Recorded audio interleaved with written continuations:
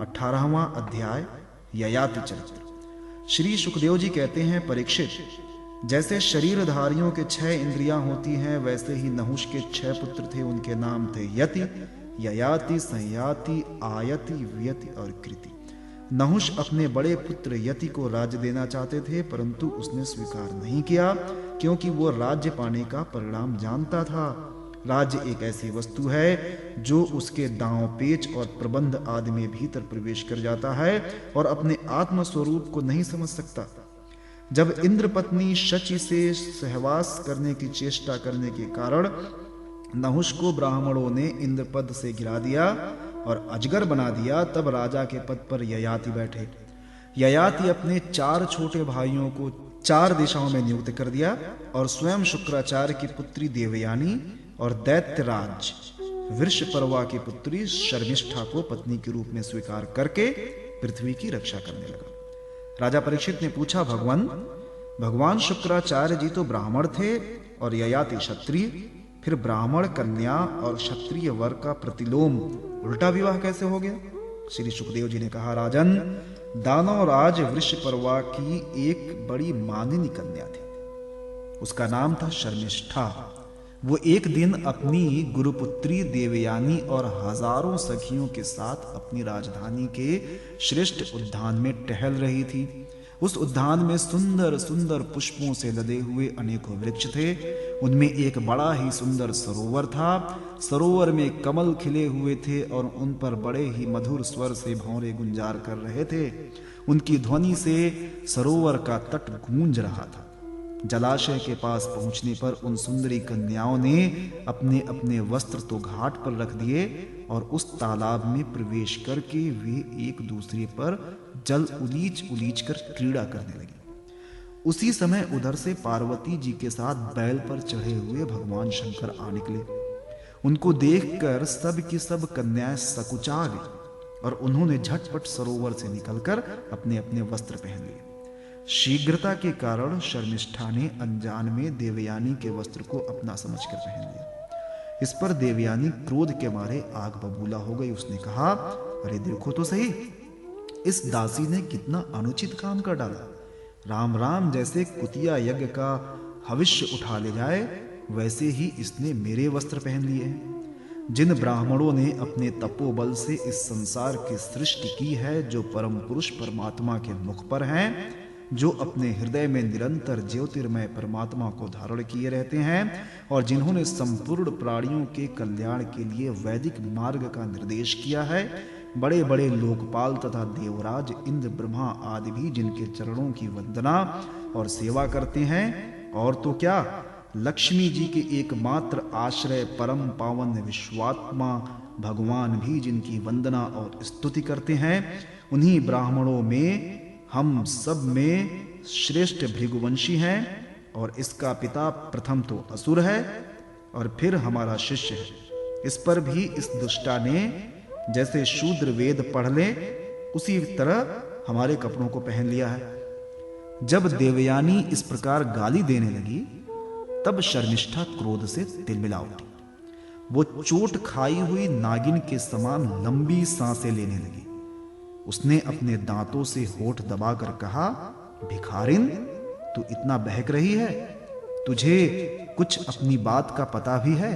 जैसे कौवे और कुत्ते हमारे दरवाजे पर रोटी के टुकड़ों के लिए प्रतीक्षा करते हैं, वैसे ही क्या तुम भी हमारे घरों की ओर नहीं ताकती रहती हो?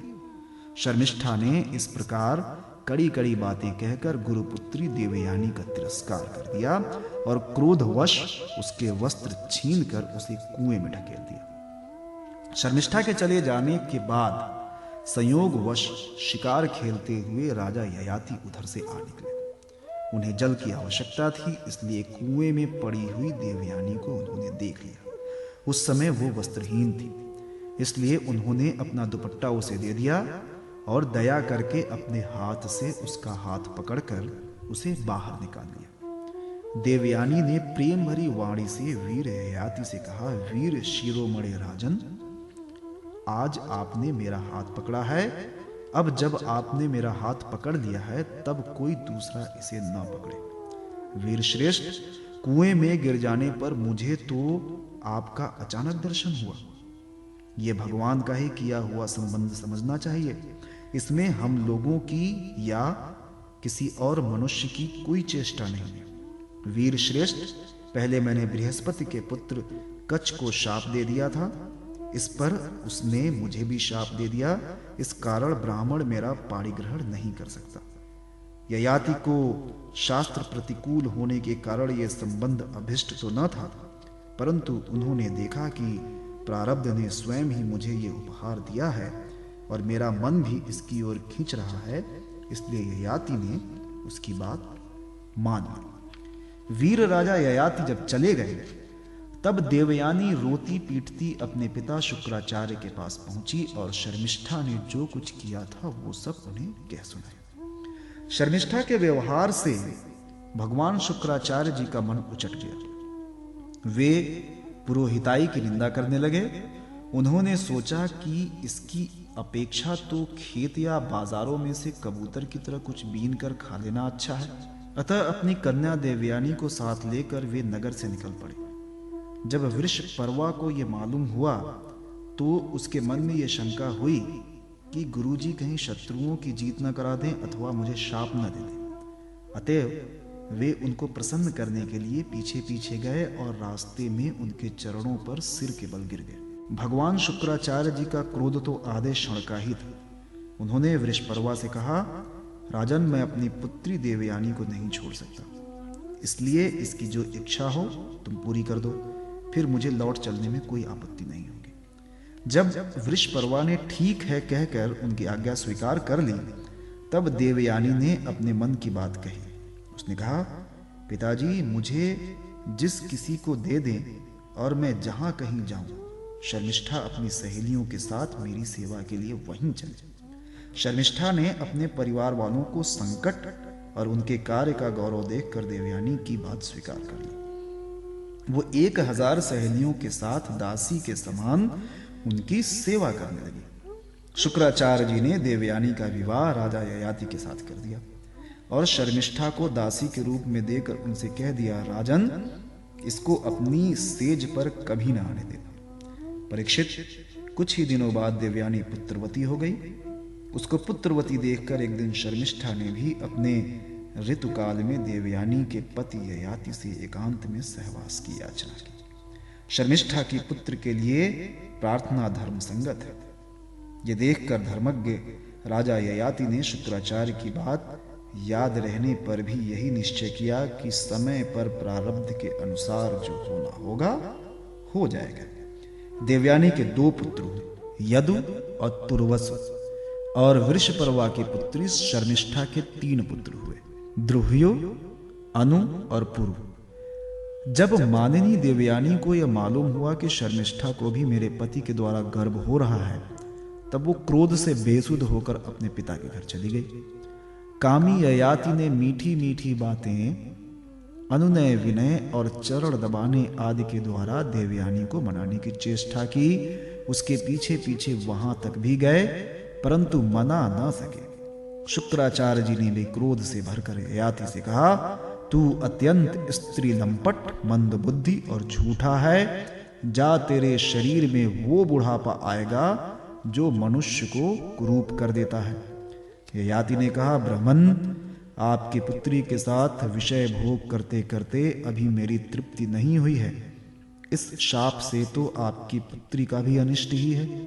इस पर शुक्राचार्य जी ने कहा, अच्छा जाओ, जो प्रसन्नता से तुम्हें अपनी जवानी दे दे उससे अपना बुढ़ापा बदल दो। शुक्राचार्य जी ने जब ऐसी व्यवस्था दे दी, तब अपनी राजधानी में आकर ययाति ने अपने बड़े पुत्र यदु से कहा, बेटा, तुम अपनी जवानी मुझे दे दो और अपने नाना का दिया हुआ यह बुढ़ापा तुम स्वीकार कर लो, क्योंकि मेरे प्यारे पुत्र, मैं अभी विषयों से तृप्त नहीं हुआ हूं, इसलिए तुम्हारी आयु लेकर मैं कुछ वर्षों तक और आनंद भोगूंगा। यदु ने कहा, पिताजी, बिना समय के ही प्राप्त हुआ आपका बुढ़ापा लेकर तो मैं जीना ही नहीं चाहता, क्योंकि कोई भी मनुष्य जब तक विषय सुख का अनुभव नहीं कर देता तब तक उससे वैराग्य नहीं होता। परीक्षित, इसी प्रकार तुर्वसु, द्रुह्यु और अनु ने भी पिता की आज्ञा अस्वीकार कर दी। सच पूछो तो उन पुत्रों को धर्म का तत्व मालूम ही नहीं था।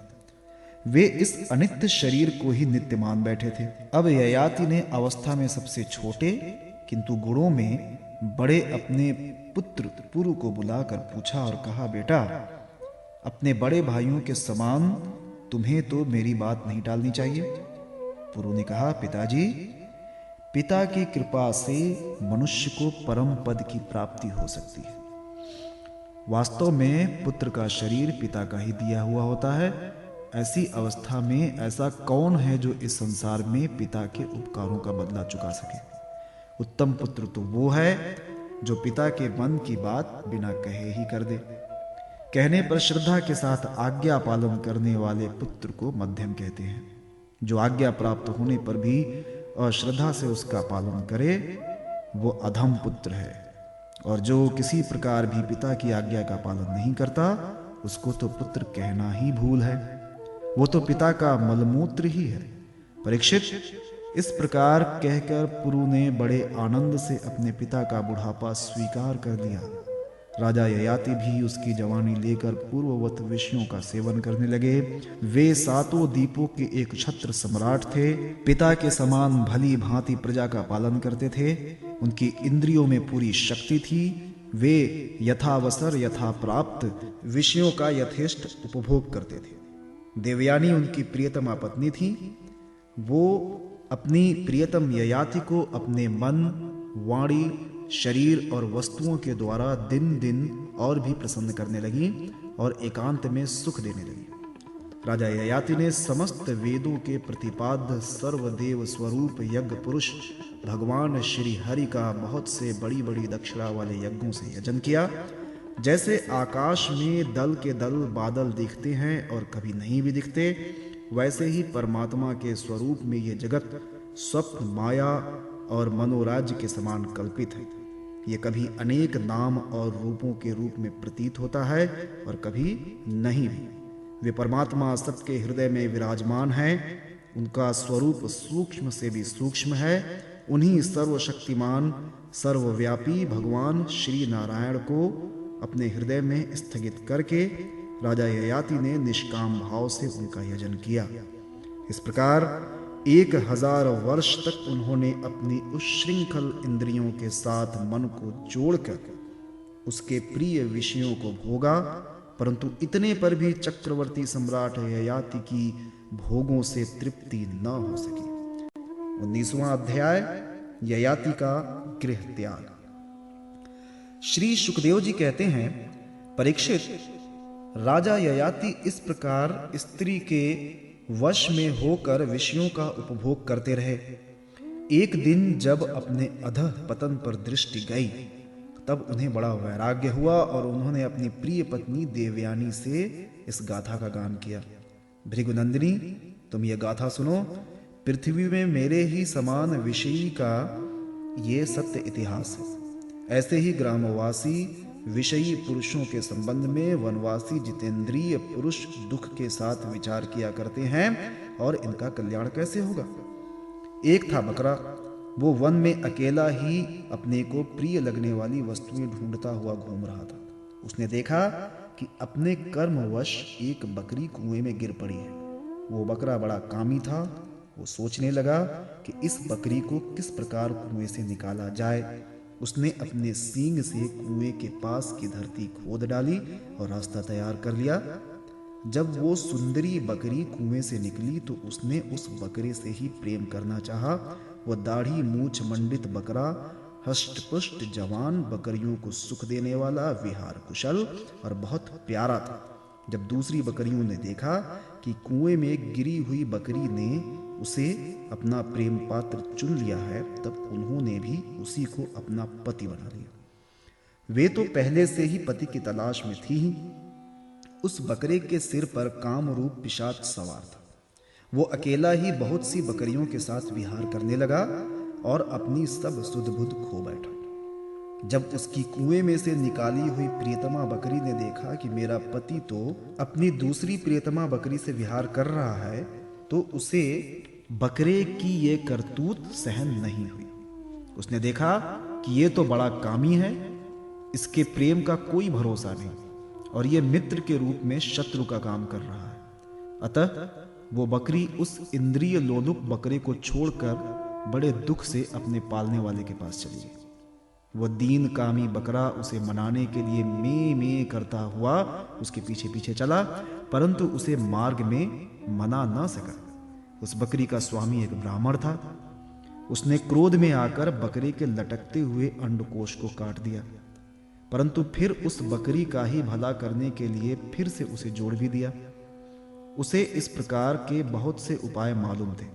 प्रिय, इस प्रकार अंडकोश जुड़ जाने पर वो बकरा फिर कुएं से निकली हुई बकरी के साथ बहुत दिनों तक विषय भोग करता रहा, परंतु आज तक उसे संतोष प्राप्त नहीं हुआ। सुंदरी, मेरी भी यही दशा है। तुम्हारे प्रेम पाश में बंद कर मैं भी अत्यंत दीन हो गया। तुम्हारी माया से मोहित होकर मैं अपने आप को भूल गया हूँ। प्रिय, पृथ्वी में जितने भी धान्य, चावल, जौ आदि सुवर्ण पशु और स्त्रियां हैं, वे सब के सब मिलकर भी उस पुरुष के मन को संतुष्ट नहीं कर सकते जो कामनाओं के प्रहार से जर्जर हो रहा है। विषयों के भोगने से भोग वासना कभी शांत नहीं हो सकती, बल्कि जैसे घी की आहुति डालने पर आग और भड़क उठती है, वैसे ही भोग वासनाएं भी भोगों से प्रबल हो जाती हैं।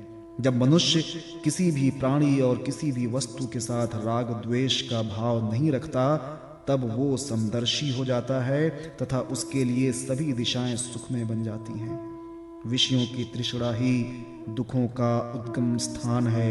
मंद बुद्धि लोग बड़ी कठिनाई से उसका त्याग कर सकते हैं। शरीर बूढ़ा हो जाता है, पर तृष्णा नित्य नवीन हो जाती है। अतः जो अपना कल्याण चाहता है, उसे शीघ्र से शीघ्र इस तृष्णा भोग वासना का त्याग कर देना चाहिए।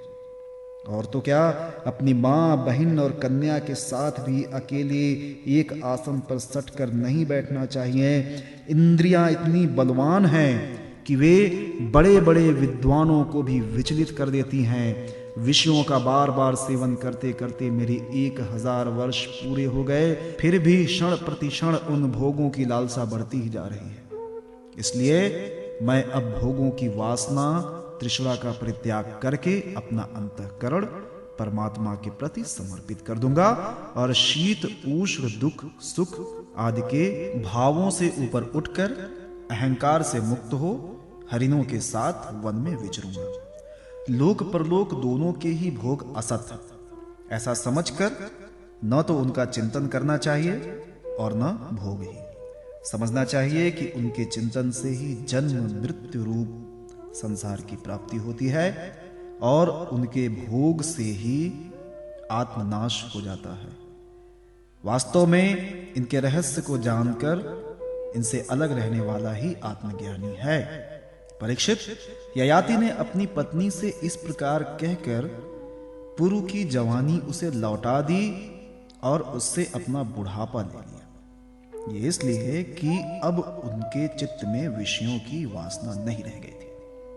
इसके बाद उन्होंने दक्षिण पूर्व दिशा में द्रुह्यु, दक्षिण में यदु, पश्चिम में तुर्वसु और उत्तर में अनु को राज्य दे दिया। सारे भूमंडल की समस्त संपत्तियों में योग्यतम पात्र पुरु को अपने राज्य पर अभिषिक्त करके तथा बड़े भाइयों को उसके अधीन बनाकर वे वन में चले गए।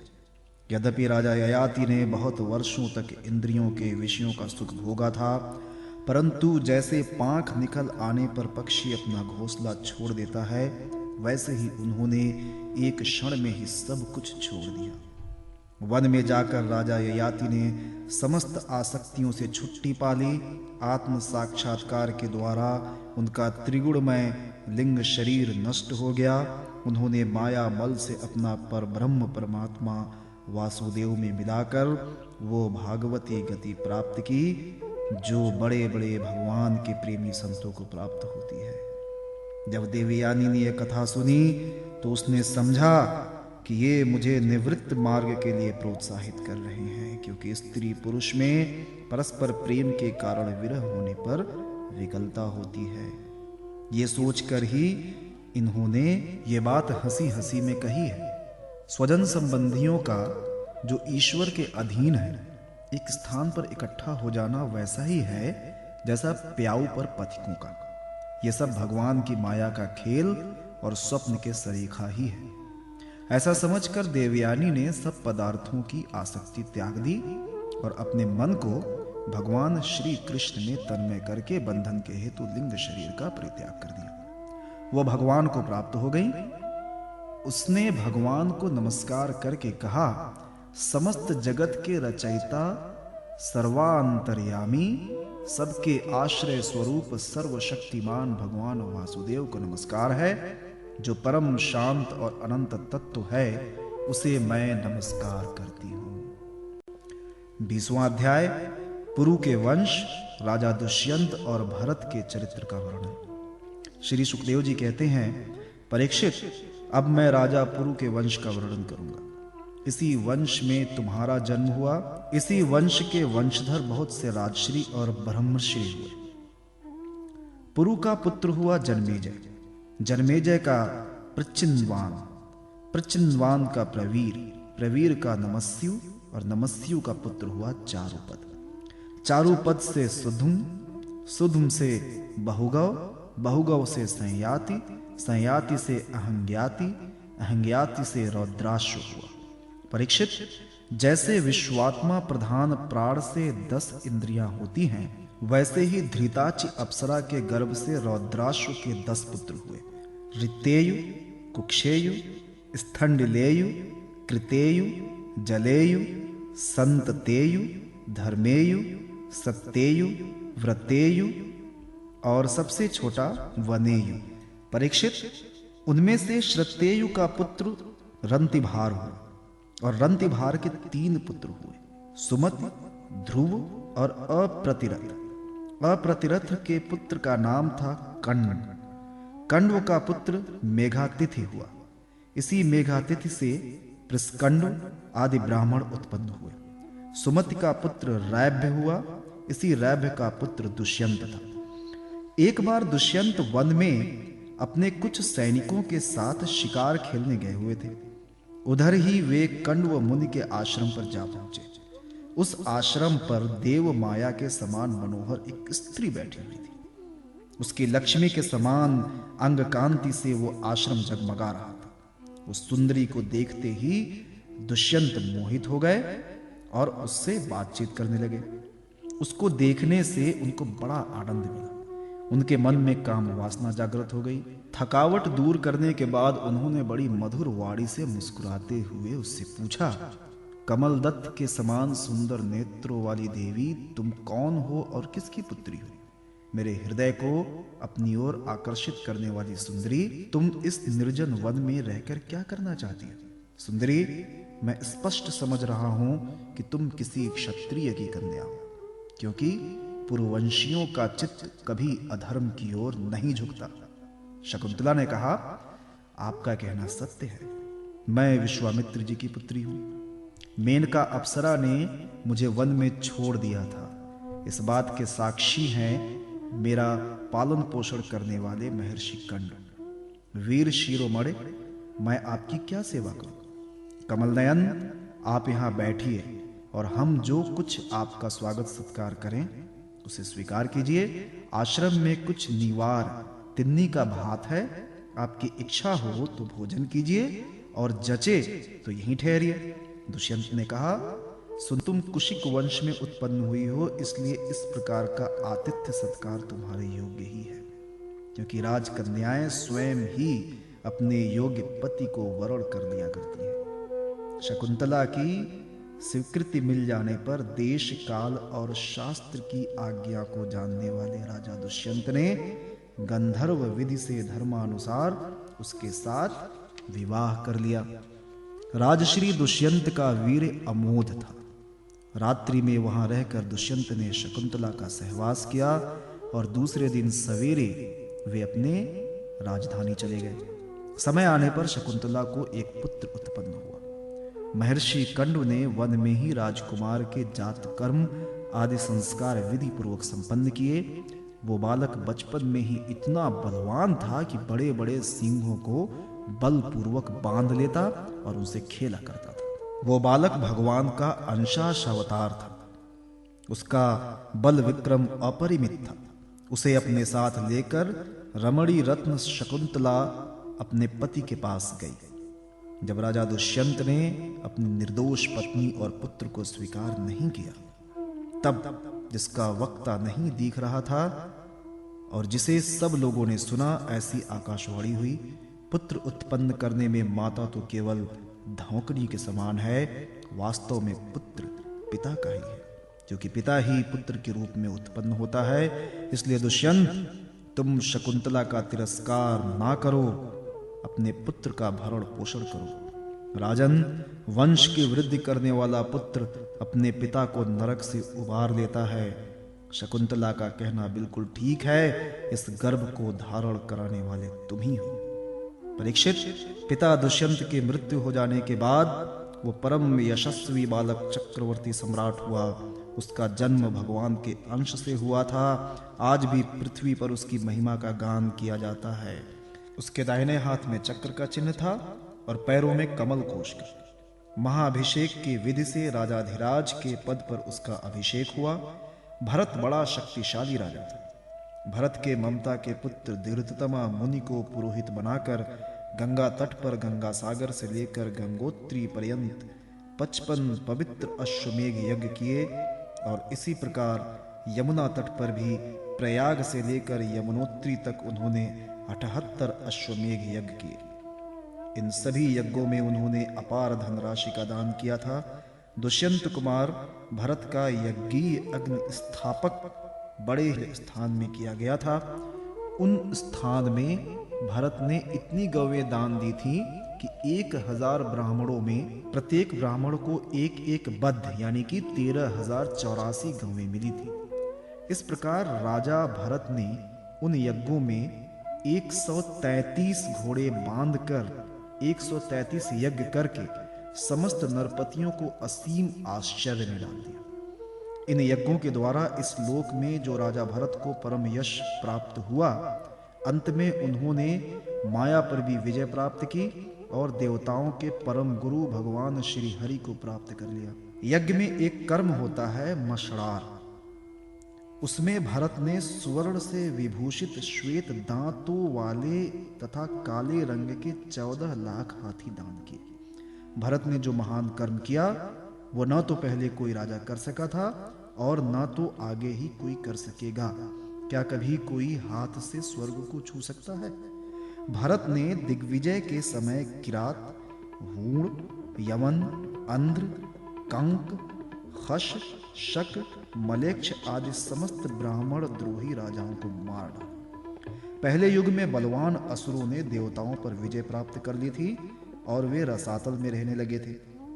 उस समय वे बहुत ही देवांगनाओं को रसातल में ले गए। राजा भरत ने फिर से उन्हें छुड़ा लिया।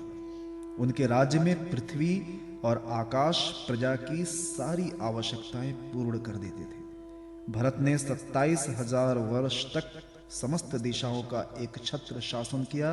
अंत में सार्वभौम सम्राट भरत ने यही निश्चय किया कि लोकपालों को भी चकित कर देने वाला ऐश्वर्य, सार्वभौम संपत्ति, अखंड शासन और ये जीवन भी मिथ्या ही है। ये निश्चय करके वे संसार से उदासीन हो गए। परीक्षित, विदर्भराज की 3 कन्याएं सम्राट भरत की पत्नियां थीं। वे उनका बड़ा आदर भी करते थे, परंतु जब भरत ने उनसे कह दिया कि तुम्हारे पुत्र मेरे अनुरूप नहीं हैं, तब वे डर गईं कि कहीं सम्राट हमें त्याग न दे। इसलिए उन्होंने अपने बच्चों को मार डाला। इस प्रकार सम्राट भरत का वंश वितत अर्थात विच्छिन्न होने लगा। तब उन्होंने संतान के लिए मरुत्स्तोम नामक यज्ञ किया। इसमें मरुदगुणों ने प्रसन्न होकर भरत को भरद्वाज नामक पुत्र दिया। भरद्वाज की उत्पत्ति का प्रसंग ये है कि एक बार बृहस्पति जी ने अपने भाई उत्तथ्य की गर्भवती पत्नी से मैथुन करना चाहा। उस समय गर्भ में जो बालक था उसने मना किया, किंतु बृहस्पति जी ने उसकी बात पर ध्यान न दिया और तू अंधा हो जा ये शाप देकर बलपूर्वक गर्भाधान कर दिया। उत्तथ्य की पत्नी ममता इस बात से डर गई कि कहीं मेरे पति मेरा त्याग न कर दे, इसलिए उसने बृहस्पति जी के द्वारा होने वाले लड़के को त्याग देना चाहा। उस समय देवताओं ने गर्भस्थ शिशु के नाम का निर्वचन करते हुए ये कहा, बृहस्पति जी कहते हैं कि अरे मूढ़े, ये मेरा औरस और मेरे भाई का क्षेत्रज इस प्रकार दोनों का पुत्र है, इसलिए तू डर मत, इसका भरण पोषण कर। इस पर ममता ने कहा, बृहस्पति, ये मेरे पति का नहीं, हम दोनों का ही पुत्र है, इसलिए तुम ही इसका भरण पोषण करो। इस प्रकार आपस में विवाद करते हुए माता पिता दोनों ही इसको छोड़कर चले गए, इसलिए इस लड़के का नाम भरद्वाज हुआ। देवताओं के द्वारा नाम का ऐसा निर्वचन होने पर भी ममता ने यही समझा कि मेरा ये पुत्र वितत अर्थात अन्याय से पैदा हुआ है, अतः उसने उस बच्चे को छोड़ दिया। अब मरुदगणों ने उसका पालन किया। जब राजा भरत का वंश नष्ट होने लगा तब उसे लाकर उनको दे दिया। यही वितत भरद्वाज भरत का दत्तक पुत्र हुआ। 21वां अध्याय भरत वंश का वर्णन, राजा रंतिदेव की कथा। श्री सुखदेव जी कहते हैं, परीक्षित, वितत अथवा भरद्वाज का पुत्र था मन्यु। मन्यु के 5 पुत्र थे, बृहक्षत्र, जय, महावीर, नर और गर्ग। नर का पुत्र था संकृति। संकृति के 2 पुत्र हुए, गुरु और रंतिदेव। परीक्षित, रंतिदेव का निर्मल यश इस लोक और परलोक में सब जगह गाया जाता है। रंतिदेव आकाश के समान बिना उद्योग के ही दैववश प्राप्त वस्तु का उपभोग करते और दिनों दिन उनकी पूंजी घटती जाती। जो कुछ मिल जाता उसे भी दे डालते और स्वयं भूखे रहते। वे संग्रह परिग्रह ममता से रहित तथा बड़े धैर्यशाली थे और अपने कुटुंब के साथ दुख भोग रहे थे। एक बार तो लगातार 48 दिन ऐसे बीत गए कि उन्हें पानी तक पीने को न मिला। 49वें दिन प्रातःकाल ही उन्हें कुछ घी, खीर, हलवा और जल मिला। उनका परिवार बड़े संकट में था। भूख और प्यास के मारे वे लोग कांप रहे थे, परंतु ज्यों ही उन लोगों ने भोजन करना चाहा त्यों ही एक ब्राह्मण अतिथि के रूप में आ गया। रंतिदेव सब में श्री भगवान के ही दर्शन करते थे, अतः उन्होंने बड़ी श्रद्धा से आदर पूर्वक उसी अन्न में से ब्राह्मण को भोजन कराया। ब्राह्मण देवता भोजन करके चले गए। परीक्षित, अब बचे हुए अन्न को रंतिदेव ने आपस में बांट लिया और भोजन करना चाहा। उसी समय एक दूसरा शूद्र अतिथि आ गया। रंतिदेव ने भगवान का स्मरण करते हुए उस बचे हुए अन्न में से भी कुछ भाग शूद्र के रूप में आए अतिथि को खिला दिया। जब शूद्र खा पीकर चला गया तब कुत्तों को लिए हुए एक और अतिथि आ गया। उसने कहा, राजन, मैं और मेरे ये कुत्ते बहुत भूखे हैं, हमें कुछ खाने को दीजिए। रंतिदेव ने अत्यंत आदर भाव से जो कुछ भी बचा था सब का सब उसे दे दिया और भगवन्मय होकर उन्होंने कुत्ते और कुत्तों के स्वामी के रूप में आए हुए भगवान को नमस्कार किया। अब केवल जल ही बच रहा था और वो भी केवल एक मनुष्य के पीने भर का था। वे उसे आपस में बांटकर पीना ही चाहते थे कि एक चांडाल और आ पहुंचा। उसने कहा, मैं अत्यंत नीच हूं, मुझे जल पिला दीजिए। चांडाल की वो करुणापूर्ण वाणी, जिसके उच्चारण में भी वो अत्यंत कष्ट पा रहा था, सुनकर रंतिदेव दया से अत्यंत संतप्त हो उठे और ये अमृतमय वचन कहने लगे, मैं भगवान से 8 सिद्धियों से युक्त परम गति नहीं चाहता, और तो क्या मैं मोक्ष की भी कामना नहीं करता। मैं चाहता हूं तो केवल यही कि मैं संपूर्ण प्राणियों के हृदय में स्थित हो जाऊं और उनका सारा दुख मैं ही सहन करूं, जिससे और किसी भी प्राणी को कोई दुख ना हो। ये दीन प्राणी जल पी करके जीना चाहता था। जल दे देने से इसके जीवन की रक्षा हो गई। अब मेरी भूख प्यास की पीड़ा, शरीर की शिथिलता, दीनता, ग्लानि, शोक, विषाद और मोह, ये सब के सब जाते रहे। मैं सुखी हो गया। इस प्रकार कहकर रंतिदेव ने वो बचा हुआ जल भी उस चांडाल को दे दिया। यद्यपि जल के बिना वे स्वयं मर रहे थे, फिर भी स्वभाव से ही उनका हृदय इतना करुणापूर्ण था कि वे अपने को रोक ना सके। उनके धैर्य की भी कोई सीमा है। परीक्षित, ये अतिथि वास्तव में भगवान की रची हुई माया के ही विभिन्न रूप थे। परीक्षा पूरी हो जाने पर अपने भक्तों की अभिलाषा पूर्ण करने वाले त्रिभुवन स्वामी ब्रह्मा, विष्णु और महेश तीनों उनके सामने प्रकट हो गए। रंतिदेव ने उनके चरणों में नमस्कार किया। उन्हें कुछ लेना तो था नहीं। भगवान की कृपा से वे आसक्ति और स्पृहा से भी रहित हो गए तथा परम प्रेममय भक्ति मात्र से अपने को भगवान वासुदेव में तन्मय कर दिया। कुछ भी मांगा नहीं। परीक्षित, उन्हें भगवान के सिवा और किसी भी वस्तु की इच्छा तो थी नहीं। उन्होंने अपने मन को पूर्ण रूप से भगवान में लगा दिया। इसलिए त्रिगुणमयी माया जागने पर स्वप्न दृश्य के समान नष्ट हो गई। रंतिदेव के अनुयायी भी उनके संग के प्रभाव से ही योगी हो गए और सब भगवान के ही आश्रित परम भक्त बन गए। मन्यु पुत्र गर्ग से शिनी और शिनी से गार्ग का जन्म हुआ। यद्यपि गार्ग क्षत्रिय था, फिर भी उससे ब्राह्मण वंश चला। महावीर का पुत्र था दुरितक्षय। दुरितक्षय के 3 पुत्र हुए, त्रयारूढ़, कवि और पुष्करारूढ़। ये तीनों ब्राह्मण हो गए। बृहक्षत्र का पुत्र हुआ हस्त। उसी ने हस्तिनापुर बनाया। हस्त के 3 पुत्र हुए, अजमीर, द्विमीर, पुरमीर। अजमीर के पुत्रों में प्रियमेध आदि ब्राह्मण हुए। इन्हीं अजमीर के एक पुत्र का नाम था बृहदिषु। बृहदिषु का पुत्र हुआ बृहद्वनु। बृहद्वनु का बृहत्काय और बृहत्काय का जयद्रथ हुआ। जयद्रथ का पुत्र हुआ विशद और विशद का सेनजित। सेनजित के 4 पुत्र हुए, रुचिराश्व, दृढ़हनु, काश्य और वत्स। रुचिराश्व का पुत्र पार था और पार का पृथुसेन। पार के दूसरे पुत्र का नाम नीप था। उसके 100 पुत्र थे।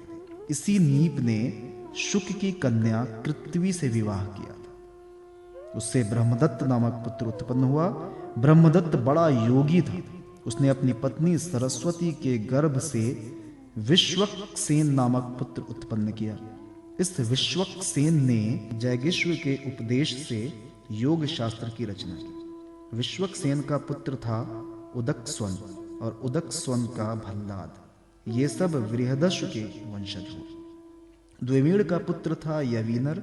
यवीनर का कृतिमान, कृतिमान का सत्यधृति, सत्यधृति का दृढ़नेमि और दृढ़नेमि का सुपार्श्व हुआ। सुपार्श्व से सुमति, सुमति से सन्नतिमान और सन्नतिमान से कृति का जन्म हुआ। उसने हिरण्यनाभ से योग विद्या प्राप्त की और प्राच्य साम नामक ऋचाओं और 6 संहिताएं कही थी। कृति का पुत्र नीप था। नीप का उग्रायुध, उग्रायुध का क्षेम, क्षेम का सुवीर और सुवीर का पुत्र था रिपुंजय। रिपुंजय का पुत्र था बहुरत। द्विमीर के भाई पुरुमीर को कोई संतान नहीं हुई। अजमीर की दूसरी पत्नी का नाम था नलिनी। उसके गर्भ से नील का जन्म हुआ। नील का शांति, शांति का सुशांति, सुशांति का पुरुज, पुरुज का अर्क और अर्क का पुत्र हुआ भाग्यार्श्व। भाग्यार्श्व के 5 पुत्र हुए, मुगदल, यविनर, बृहदिषु, कामपेल्य और संजय। भागर्ष ने कहा, ये मेरे पुत्र 5 देशों का शासन करने में समर्थ हैं, इसलिए ये पांचाल नाम से प्रसिद्ध हुए। इनमें मुगदल के मौदगल्य नामक ब्राह्मण गोत्र की प्रवृत्ति हुई। भाग्यार्ष के पुत्र मुदगल से यमज यानी कि जुड़वा संतान हुई। उनके पुत्र का नाम था दिवोदास और कन्या का अहल्या। अहल्या का विवाह महर्षि गौतम से हुआ। गौतम के पुत्र हुए शतानंद। शतानंद का पुत्र सत्यधृति था और वो धनुर्विद्या में अत्यंत निपुण था। सत्यधृति के पुत्र का नाम था शरद्वान। एक दिन उर्वशी को देखने से शरद्वान का वीर्य मूंज के झाड़ पर गिर पड़ा। उससे एक शुभ लक्षण वाले पुत्र और पुत्री का जन्म हुआ। महाराज शंतनु की उस पर दृष्टि पड़ गई, क्योंकि वे उधर शिकार खेलने के लिए गए हुए थे। उन्होंने दयावश दोनों को उठा लिया। उनमें जो पुत्र था उसका नाम कृपाचार्य हुआ और जो कन्या थी उसका नाम कृपि। यही कृपि द्रोणाचार्य की पत्नी हुई। 22वां अध्याय पांचाल, कौरव और मगध देशीय राजाओं के वंश का वर्णन। श्री सुखदेव जी कहते हैं, परीक्षित, दिवोदास का पुत्र था मित्रेयु। मित्रेयु के 4 पुत्र हुए, चैवन, सुदास, सहदेव और सोमक। सोमक के 100 पुत्र थे। उनमें सबसे बड़ा जंतु और सबसे छोटा पृषद था। पृषद के पुत्र द्रुपद थे। द्रुपद के द्रौपदी नामक पुत्री और धृष्टद्युम्न आदि पुत्र हुए। धृष्टद्युम्न का पुत्र था धृष्टकेतु। भाग्यार्षु के वंश में उत्पन्न हुए ये नरपति पांचाल कहलाए। अजमीर का दूसरा पुत्र था ऋक्ष और उसके पुत्र हुए संवरण। संवरण का विवाह सूर्य की कन्या तपती से हुआ। उन्हीं के गर्भ से कुरुक्षेत्र के स्वामी कुरु का जन्म हुआ। कुरु के 4 पुत्र थे, परीक्षित, सुधन्वा, जय और निषधाश्व। सुधन्वा से सुहोत्र, सुहोत्र से च्यवन, च्यवन से कृति, कृति से उपरि चरवसु और उपरि चरवसु से वृहद्रथ आदि कई पुत्र उत्पन्न हुए। उनमें वृहद्रथ कुशाम्ब, मत्स्य, प्रत्यग्न और चेदिप आदि चेदी देश के राजा हुए। वृहद्रथ का पुत्र था कुशाग्र, कुशाग्र का ऋषभ, ऋषभ का सत्यहित, सत्यहित का पुष्पवान और पुष्पवान के जह नामक पुत्र हुआ। बृहद्रथ की दूसरी पत्नी के गर्भ से एक शरीर के 2 टुकड़े उत्पन्न हुए। उन्हें माता ने बाहर फेंकवा दिया। तब जरा नाम की राक्षसी ने जियो जियो इस प्रकार कहकर खेल खेल में उन दोनों टुकड़ों को जोड़ दिया। उसी जोड़े हुए बालक का नाम हुआ जरासंध। जरासंध का सहदेव, सहदेव का सोमापि और सोमापि का पुत्र हुआ श्रुतश्रवा। कुरु के ज्येष्ठ पुत्र परीक्षित के कोई संतान नहीं हुई। जहनु का पुत्र था सुरत, सुरत का विदुरथ, विदुरथ का सार्वभौम, सार्वभौम का जयसेन, जयसेन का राधिक और राधिक का पुत्र हुआ आयुत, आयुत का क्रोधन, क्रोधन का देवातिथ, देवातिथ का शिष्य, शिष्य का दिलीप और दिलीप का पुत्र प्रतीप हुआ। प्रतीप के 3 पुत्र हुए, देवापि, शंतनु और ब्रह्मलीक।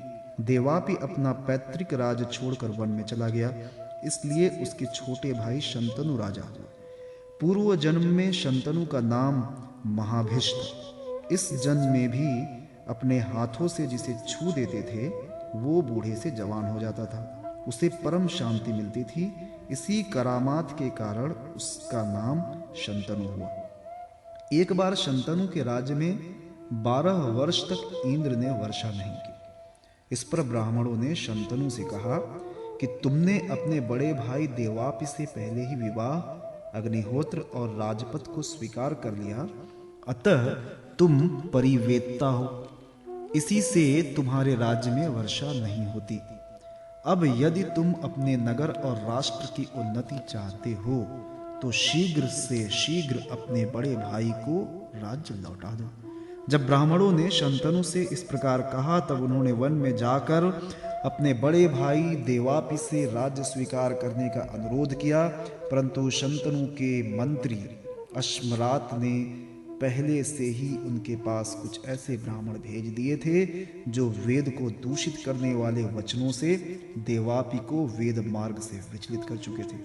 इसका फल ये हुआ कि देवापि वेदों के अनुसार गृहस्थाश्रम स्वीकार करने की जगह उनकी निंदा करने लगे। इसलिए वे राज्य के अधिकार से वंचित हो गए और तब शंतनु के राज्य में वर्षा हुई।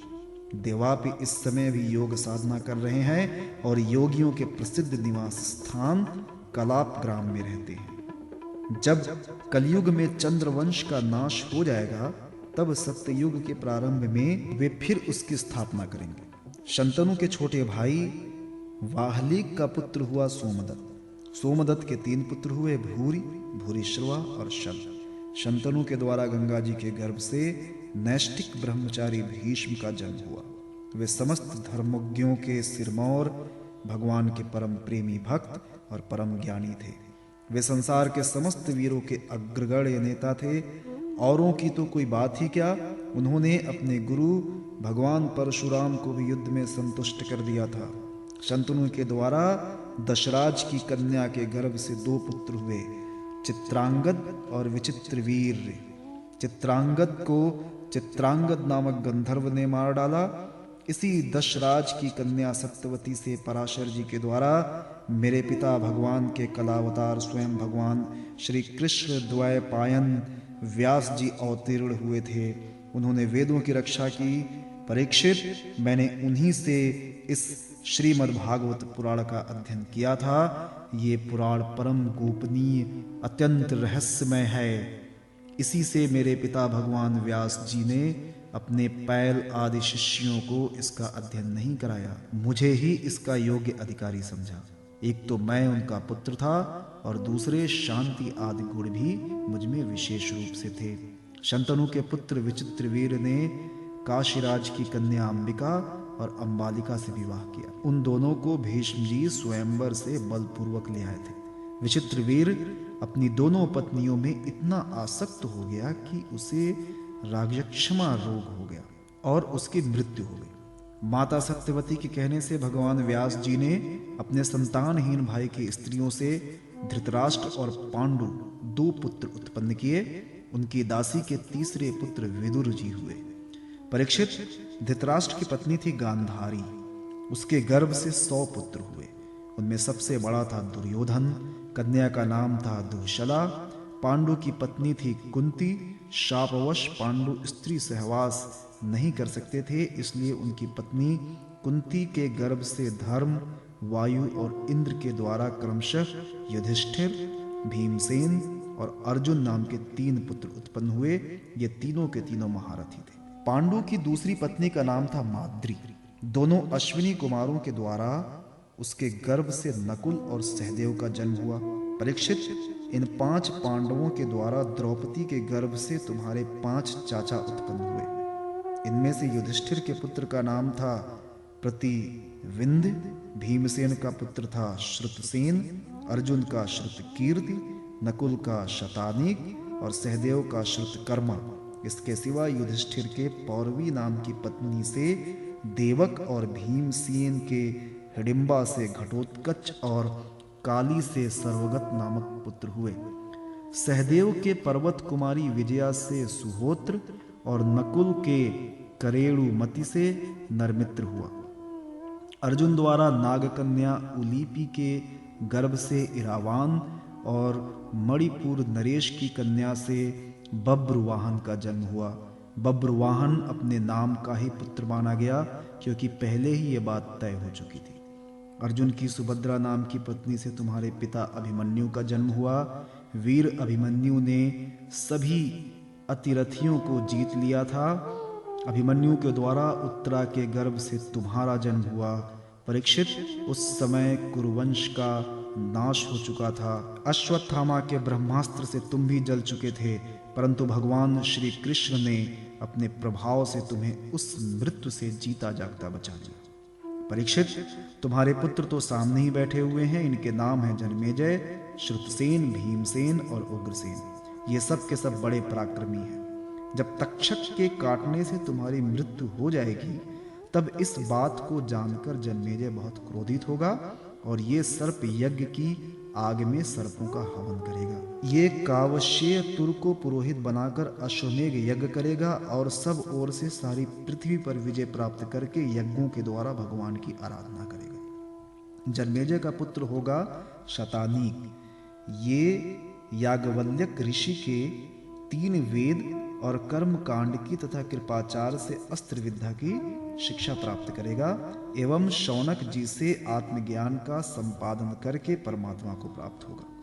शतानीक का सहस्रानीक, सहस्रानीक का अश्वमेधज, अश्वमेधज का असीम कृष्ण और असीम कृष्ण का पुत्र होगा नेमिचक्र। जब हस्तिनापुर गंगा जी में बह जाएगा, तब वो कौशाम्बीपुरी में सुखपूर्वक निवास करेगा।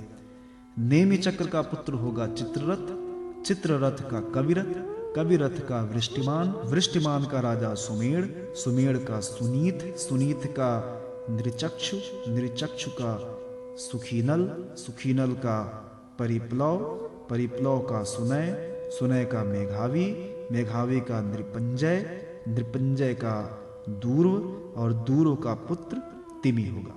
तिमि से बृहद्रथ, बृहद्रथ से सुदास, सुदास से शतानीक, शतानीक से दुर्दमन, दुर्दमन से वहीनर, वहीनर से दंडपाणि, दंडपाणि से निमि, और निमि से राजा क्षेमक का जन्म होगा। इस प्रकार मैंने तुम्हें ब्राह्मण और क्षत्रिय दोनों के उत्पत्ति स्थान सोमवंश का वर्णन सुनाया। बड़े बड़े देवता और ऋषि इस वंश का सत्कार करते हैं। ये वंश कलयुग में राजा क्षेमक के साथ ही समाप्त हो जाएगा। अब मैं भविष्य में होने वाले मगध देश के राजाओं का वर्णन सुनाता हूँ। जरासंध के पुत्र सहदेव से मरजारी, मरजारी से श्रुतश्रवा, श्रुतश्रवा से अयुतायु, अयुतायु से निर्मित्र नामक पुत्र होगा। निर्मित्र के सुनक्षत्र, सुनक्षत्र से बृहत्सेन, बृहत्सेन से कर्मजित, कर्मजित से सुतंजय, सुतंजय के विप्र, और विप्र के पुत्र का नाम होगा शुचि। शुचि से क्षेम, क्षेम से सुव्रत, सुव्रत से धर्मसूत्र, धर्मसूत्र से शम, शम से धुमत्सेन, धुमत्सेन से सुमति, और सुमति से सुबल का जन्म होगा। सुबल का सुनीत, सुनीत का सत्यजीत, सत्यजीत का विश्वजीत, विश्वजीत का पुत्र होगा रिपुंजय। ये सब बृहद्रथ वंश के राजा होंगे। इनका शासन काल 1000 वर्ष के भीतर ही होगा। 23वां अध्याय अनु, द्रुह्यु, तुर्वसु और यदु के वंश का वर्णन। श्री सुखदेव जी कहते हैं, परीक्षित, ययाति नंदन अनु के 3 पुत्र हुए, सभानर, चक्षु और परोक्ष। सभानर का कालनर, कालनर का सृंजय, सृंजय का जन्मेजय, जन्मेजय का महाशील, महाशील का पुत्र हुआ महामना। महामना के 2 पुत्र हुए, उशिनर एवं तितिक्षु। उशिनर के 4 पुत्र थे, शिव, वन, शनि और दक्ष। शिव के 4 पुत्र हुए, वृषादर्भ, सुवीर, मद्र और कैकेय। उशिनर के भाई तितिक्षु के रूषद्रथ, रूषद्रथ के हेम, हेम के सुतपा, और सुतपा के बलि नामक पुत्र हुआ। राजा बलि की पत्नी के गर्भ से दीर्घतमा मुनि ने 6 पुत्र उत्पन्न किए, अंग, वंग, कलिंग, सुह, पुंड्र और अंध्र। इन लोगों ने अपने अपने नाम से पूर्व दिशा में 6 देश बसाए। अंग का पुत्र हुआ खनपान, खनपान का दिविरथ, दिविरथ का धर्मरथ, और धर्मरथ का चित्ररथ। ये चित्ररथ ही रोमपाद के नाम से प्रसिद्ध था। इसके मित्र थे अयोध्यापति महाराज दशरथ। रोमपाद को कोई संतान न थी, इसलिए दशरथ ने उन्हें अपनी शांता नाम की कन्या गोद दे दी। शांता का विवाह श्रीश्रृंग मुनि से हुआ। श्रीश्रृंग विभांडक ऋषि के द्वारा हरिण के गर्भ से उत्पन्न हुए थे। एक बार राजा रोमपाद के राज्य में बहुत दिनों तक वर्षा नहीं हुई। तब गणिकाएं अपने नृत्य, संगीत, वाद, हाव भाव, आलिंगन और विविध उपहारों से मोहित करके श्रीश्रृंग को वहां ले आईं। उनके आते ही वर्षा प्रारंभ हो गई। उन्होंने ही इंद्र देवता का यज्ञ कराया। तब संतानहीन राजा रोमपाद को भी पुत्र हुआ, और पुत्रहीन दशरथ ने भी उन्हीं के प्रयत्न से 4 पुत्र प्राप्त किए। रोमपाद का पुत्र हुआ चतुरंग, और चतुरंग का पृथुलाक्ष। पृथुलाक्ष के बृहद्रथ, बृहत्कर्मा और बृहद्भानु 3 पुत्र हुए। बृहद्रथ का पुत्र हुआ बृहन्मना, और बृहन्मना का जयद्रथ। जयद्रथ की पत्नी का नाम था संभुति। उसके गर्भ से विजय का जन्म हुआ। विजय का धृति, धृति का धृतव्रत, धृतव्रत का सत्यकर्मा, और सत्यकर्मा का पुत्र था अधिरथ। अधिरथ को कोई संतान न थी। किसी दिन गंगा तट पर क्रीड़ा कर रहा था कि देखा कि एक पिटारी में नन्हा सा शिशु बहा चला आ रहा है। वो बालक कर्ण था, जिसे कुंती ने कन्यावस्था में उत्पन्न होने के कारण उस प्रकार बहा दिया था। अधिरथ ने उसी को अपना पुत्र बना लिया। परीक्षित, राजा कर्ण के पुत्र का नाम था वृषसेन। ययाति के पुत्र द्रव्यु के बभ्रु का जन्म हुआ। बभ्रु का सेतु, सेतु का आरब्ध, आरब्ध का गांधार, गांधार का धर्म, धर्म का धृत, धृत का दुर्मना, और दुर्मना का पुत्र प्रचेता हुआ। प्रचेता के 100 पुत्र हुए। ये उत्तर दिशा में मलेक्षों के राजा हुए। ययाति के पुत्र तुर्वसु का वह्नि, वह्नि का भर्ग, भर्ग का भानुमान, भानुमान का त्रिभानु, त्रिभानु का उदार बुद्धि, करंधम, और करंधम का पुत्र हुआ मरुत। मरुत संतानहीन था, इसलिए उसने पूर्ववंशी दुष्यंत को अपना पुत्र बनाकर रखा था। परंतु दुष्यंत राज्य की कामना से अपने ही वंश में लौट गए। परीक्षित, अब मैं राजा ययाति के बड़े पुत्र यदु के वंश का वर्णन करता हूं। परीक्षित, महाराज यदु का वंश परम पवित्र और मनुष्यों के समस्त पापों को नष्ट करने वाला है। जो मनुष्य इसका श्रवण करेगा वो समस्त पापों से मुक्त हो जाएगा। इस वंश में स्वयं भगवान परब्रह्म श्री कृष्ण ने मनुष्य के रूप में अवतार लिया था। यदु के 4 पुत्र थे, सहस्त्रजित, क्रोष्ट्रा, नल और रिप। शतजित का जन्म हुआ। शतजित के 3 पुत्र हुए, महा है, वेणु है और हय है का धर्म, धर्म का नेत्र, नेत्र का कुंती, कुंती का सोहंज, सोहंज का महिष्मान और महिष्मान का पुत्र भद्रसेन हुआ। भद्रसेन को 2 पुत्र थे, दुर्मद, धनक। धनक के 4 पुत्र हुए, कृतवीर, कृताग्नि, कृतवर्मा और कृतौजा। कृतवीर का पुत्र अर्जुन था। वो 7 द्वीपों का एक क्षत्र सम्राट था। उसने भगवान के अंशावतार श्री दत्तात्रेय जी से योग विधा और अणिमा, लघिमा आदि बड़ी बड़ी सिद्धियां प्राप्त कर रखी थीं। इसमें संदेह नहीं कि संसार का कोई भी सम्राट यज्ञ, दान, तपस्या, योग, ज्ञान शास्त्र, पराक्रम और विजय आदि गुणों में कार्तवीर अर्जुन की बराबरी नहीं कर सकेगा।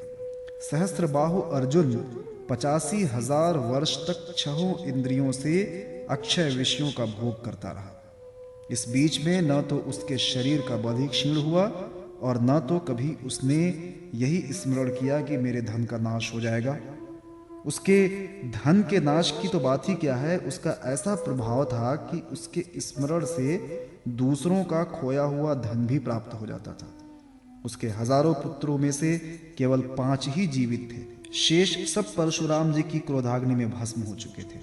बचे हुए पुत्रों के नाम थे जयध्वज, शूरसेन, वृषभ, मधु और उर्जित। जयध्वज के पुत्र का नाम था तालजंग। तालजंग के 100 पुत्र थे। वे तालजंग नामक क्षत्रिय कहलाए। महर्षि औरवकी शक्ति के राजा सगर ने उनका संहार कर डाला। उन 100 पुत्रों में सबसे बड़ा था वितिहोत्र। वितिहोत्र का पुत्र मधु हुआ। मधु के 100 पुत्र थे। उनमें सबसे बड़ा था वृषणी। परीक्षित, इन्हीं मधु, वृषणी और यदु के कारण यह वंश माधव, वाषणीय और यादव के नाम से प्रसिद्ध हुआ। यदुनंदन क्रोष्टु के पुत्र का नाम था वृजनवान। वृजनवान का पुत्र स्वाहि, स्वाहि का रुशेकु, रुशेकु का चित्ररथ और चित्ररथ के पुत्र का नाम था शशबिंदु। वो परम योगी, महान भोगेश्वर संपन्न और अत्यंत पराक्रमी था। वो 14 रत्नों का स्वामी, चक्रवर्ती और युद्ध में अजेय था। परम यशस्वी शशबिंदु के 10,000 पत्नियां थीं। उनमें से एक एक करके लाख लाख संतानें उत्पन्न हुई। इस प्रकार उसके 100 करोड़ 1 अरब संतानें उत्पन्न हुई। उनमें पृथुश्रवा आदि 6 पुत्र प्रधान थे। पृथुश्रवा के पुत्र का नाम था धर्म। धर्म का पुत्र उष्णा हुआ। उसने 100 अश्वमेघ यज्ञ किए थे। उष्णा का पुत्र हुआ रुचक। रुचक के 5 पुत्र हुए। उनके नाम सुनो: पुरुजित, रुक्म, रुक्मेशु, पृथु और ज्यामद। ज्यामद की पत्नी का नाम था शैब्या। ज्यामद के बहुत दिनों तक कोई संतान नहीं हुई, परंतु उसने अपनी पत्नी के भय से दूसरा विवाह नहीं किया। एक बार वो अपने शत्रु के घर में भोज्य नाम की कन्या हर लाया। जब शैब्या पति के रथ पर उस कन्या को देखा तब वो चिढ़कर अपने पति से बोली, कपटी, मेरे बैठने की जगह पर आज किसे बिठा कर ला रहे हो? ज्यामद ने कहा, यह तो तुम्हारी पुत्रवधू। शैब्या ने मुस्कुराकर अपने पति से कहा, मैं तो जन्म से ही बांझ हूं और मेरी कोई सौत भी नहीं है, फिर ये मेरी पुत्रवधू कैसे हो सकती है? ज्यामद ने कहा, रानी, तुमको जो पुत्र होगा उसकी ये पत्नी बनेगी। राजा ज्यामद ने इस वचन का विश्वदेव और पितरों ने अनुमोदन किया। फिर क्या था, समय पर शैब्या को गर्भ रहा और उसने बड़ा ही सुंदर बालक उत्पन्न किया। उसका नाम हुआ विदर्भ। उसी ने शैब्या को साध्वी पुत्रवधु भोज्या से विवाह किया। 24वां अध्याय, विदर्भ के वंश का वर्णन। श्री सुखदेव जी कहते हैं, परीक्षित, राजा विदर्भ की भोज्या नामक पत्नी से 3 पुत्र हुए, कुश, कृत और रोमपाद। रोमपाद विदर्भ वंश में बहुत ही श्रेष्ठ पुरुष हुए। रोमपाद का पुत्र बब्रु, बब्रु का कृति, कृति का उशिक और उशिक का चेदी। राजन, इस चेदी के वंश में ही दमघोष और शिशुपाल आदि हुए। कृत का पुत्र हुआ कुंती, कुंती का धृष्टि, निवृत्ति, निवृत्ति का दशार्ह और दशार्ह का व्योम, व्योम का जिमूत, जिमूत का विकृति, विकृति का भीमरथ, भीमरथ का नवरथ और नवरथ का दशरथ। दशरथ से शकुनी, शकुनी से करम्बी, करम्बी से देवरात, देवरात से देवक्षत्र, देवक्षत्र से मधु, मधु से कुरुवश, कुरुवश से अनु, अनु से पुरुहोत्र, पुरुहोत्र से आयु और आयु से सात्वत का जन्म हुआ। परीक्षित, सात्वत के 7 पुत्र हुए, भजमान, भज, दिव्य, वृषणी, देवावृद्ध, अंधक और महाभोज। भजमान की 2 पत्नियां थीं। एक से 3 पुत्र हुए, निम्लोच, किड़िंकड़ और धृष्टि। दूसरी पत्नी से भी 3 पुत्र हुए, शताजित, सहस्राजित और अयुताजित। देवावृद्ध के पुत्र का नाम था बब्र। देवावृद्ध और बब्र के संबंध में यह बात कही जाती है, हमने दूर से जैसा सुन रखा था अब वैसा ही निकट से देखते भी हैं। बब्रु मनुष्यों में श्रेष्ठ हैं और देवावृद्ध देवताओं के समान हैं। इसका कारण यह है कि बब्रु और देवावृद्ध से उपदेश लेकर 14,065 मनुष्य परम पद को प्राप्त कर चुके हैं। सातवत के पुत्रों में महाभोज भी बड़ा धर्मात्मा था, उसी के वंश में भोजवंशी यादव हुए। परीक्षित, विष्णु के 2 पुत्र हुए, सुमित्र और युधाजित। युधाजित के शिनी और अनमित्र, ये 2 पुत्र थे। अनमित्र से निम्न का जन्म हुआ। सत्राजित और प्रसेन नाम से प्रसिद्ध यदुवंशी निम्न के ही पुत्र थे। अनमित्र का एक और पुत्र था जिसका नाम था शिनी। शिनी से ही सत्यक का जन्म हुआ। इसी सत्यक के पुत्र युयुधान थे जो सात्विकी के नाम से प्रसिद्ध हुए। सात्विकी का जय, जय का कुड़ी, कुड़ी का पुत्र युगंधर हुआ। अनमित्र के तीसरे पुत्र का नाम वृषणी था। वृषणी के 2 पुत्र हुए, श्वफल्लक, चित्ररथ। श्वफल्लक की पत्नी का नाम था गांधिनी। उनमें सबसे श्रेष्ठ अक्रूर के अतिरिक्त 12 पुत्र उत्पन्न हुए। आसंग, सारमेय, मृदुर, मृदुविद, गिरिधर्मवृद्ध, सुकर्मा, क्षेत्रोपेक्ष, अरिमर्दन, शत्रुधन, गंधमादन और प्रतिबाह। इनके एक बहन भी थी जिसका नाम था सुचीरा। अक्रूर के 2 पुत्र थे, देववान और उपदेव। श्रीफल्क के भाई चित्ररथ के पृथु, विदूरक आदि बहुत से पुत्र हुए जो विष्णु वंशियों में श्रेष्ठ माने गए। सातवत के पुत्र अंधक के 4 पुत्र हुए, कुकुर, भजमान, शुचि, कंबलबरही। उनमें कुकुर का पुत्र वह्नि, वह्नि का विलोमा, विलोमा का कपोत रोमा और कपोत रोमा का अनु हुआ। तुम्बुर गंधर्व के साथ अनु की बड़ी मित्रता थी। अनु का पुत्र अंधक, अंधक का दुदुम्बी, दुदुम्बी का अरिद्धोत, अरिद्धोत का पुनर्वसु, पुनर्वसु के आहुक नामक पुत्र हुआ तथा आहुकी नाम की एक कन्या हुई। आहुकी के 2 पुत्र हुए, देवक और उग्रसेन। देवक के 4 पुत्र हुए, देववान, उपदेव, सुदेव और देववर्धन। इनकी 7 बहनें भी थीं, धृतदेवा, शांतिदेवा, उपदेवा, श्रीदेवा, देवरक्षिता, सहदेवा और देवकी। वसुदेव जी ने इन सब के साथ विवाह किया। उग्रसेन के 9 लड़के थे, कंस, सुनामा, न्याग्रोध, कंक, शंकु, सुह, राष्ट्रपाल, सृष्टि और तुष्टिबाण। उग्रसेन के 5 कन्याएं भी थीं, कंसा, कंसवती, कंका, शुरुभ और राष्ट्रपालिका। इनका विवाह देवभाग आदि वसुदेव जी के छोटे भाइयों से हुआ था। चित्ररथ के पुत्र विदुरथ से शूर, शूर से भजमान, भजमान से शनि, शनि से स्वयं भोज और स्वयं भोज से हृदीक हुए। हृदीक से 3 पुत्र हुए, देवबाहु, शतधन्वा और कृतवर्मा। देवमीड़ के पुत्र शूर की पत्नी का नाम था मारिशा। उन्होंने उसके गर्भ से 10 निष्पाप पुत्र उत्पन्न किए, वसुदेव, देवभाग, देवश्रवा, आनक, श्रृंजय, श्यामक, कंक, शमीक, वत्सक और वृक। ये सब के सब बड़े पुण्यात्मा थे। वसुदेव जी के जन्म के समय देवताओं के नागरे और नौबत स्वयं ही बजने लगे थे। अतः वे आनक दुदुम्बी भी कहलाए। वे ही भगवान श्री कृष्ण के पिता हैं। वसुदेव आदि की 5 बहनें भी थीं, पृथा, श्रुतदेवा, श्रुतकीर्ति, श्रुतश्रवा और राजाधिदेवी। वसुदेव के पिता शूरसेन के एक मित्र थे कुंती भोज।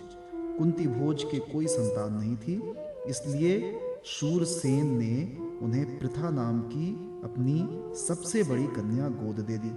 पृथा ने दुर्वासा ऋषि को प्रसन्न करके उनसे देवताओं को बुलाने की विधा सीख ली। एक दिन उस विधा के प्रभाव की परीक्षा लेने के लिए पृथा ने परम पवित्र भगवान सूर्य का आवाहन किया।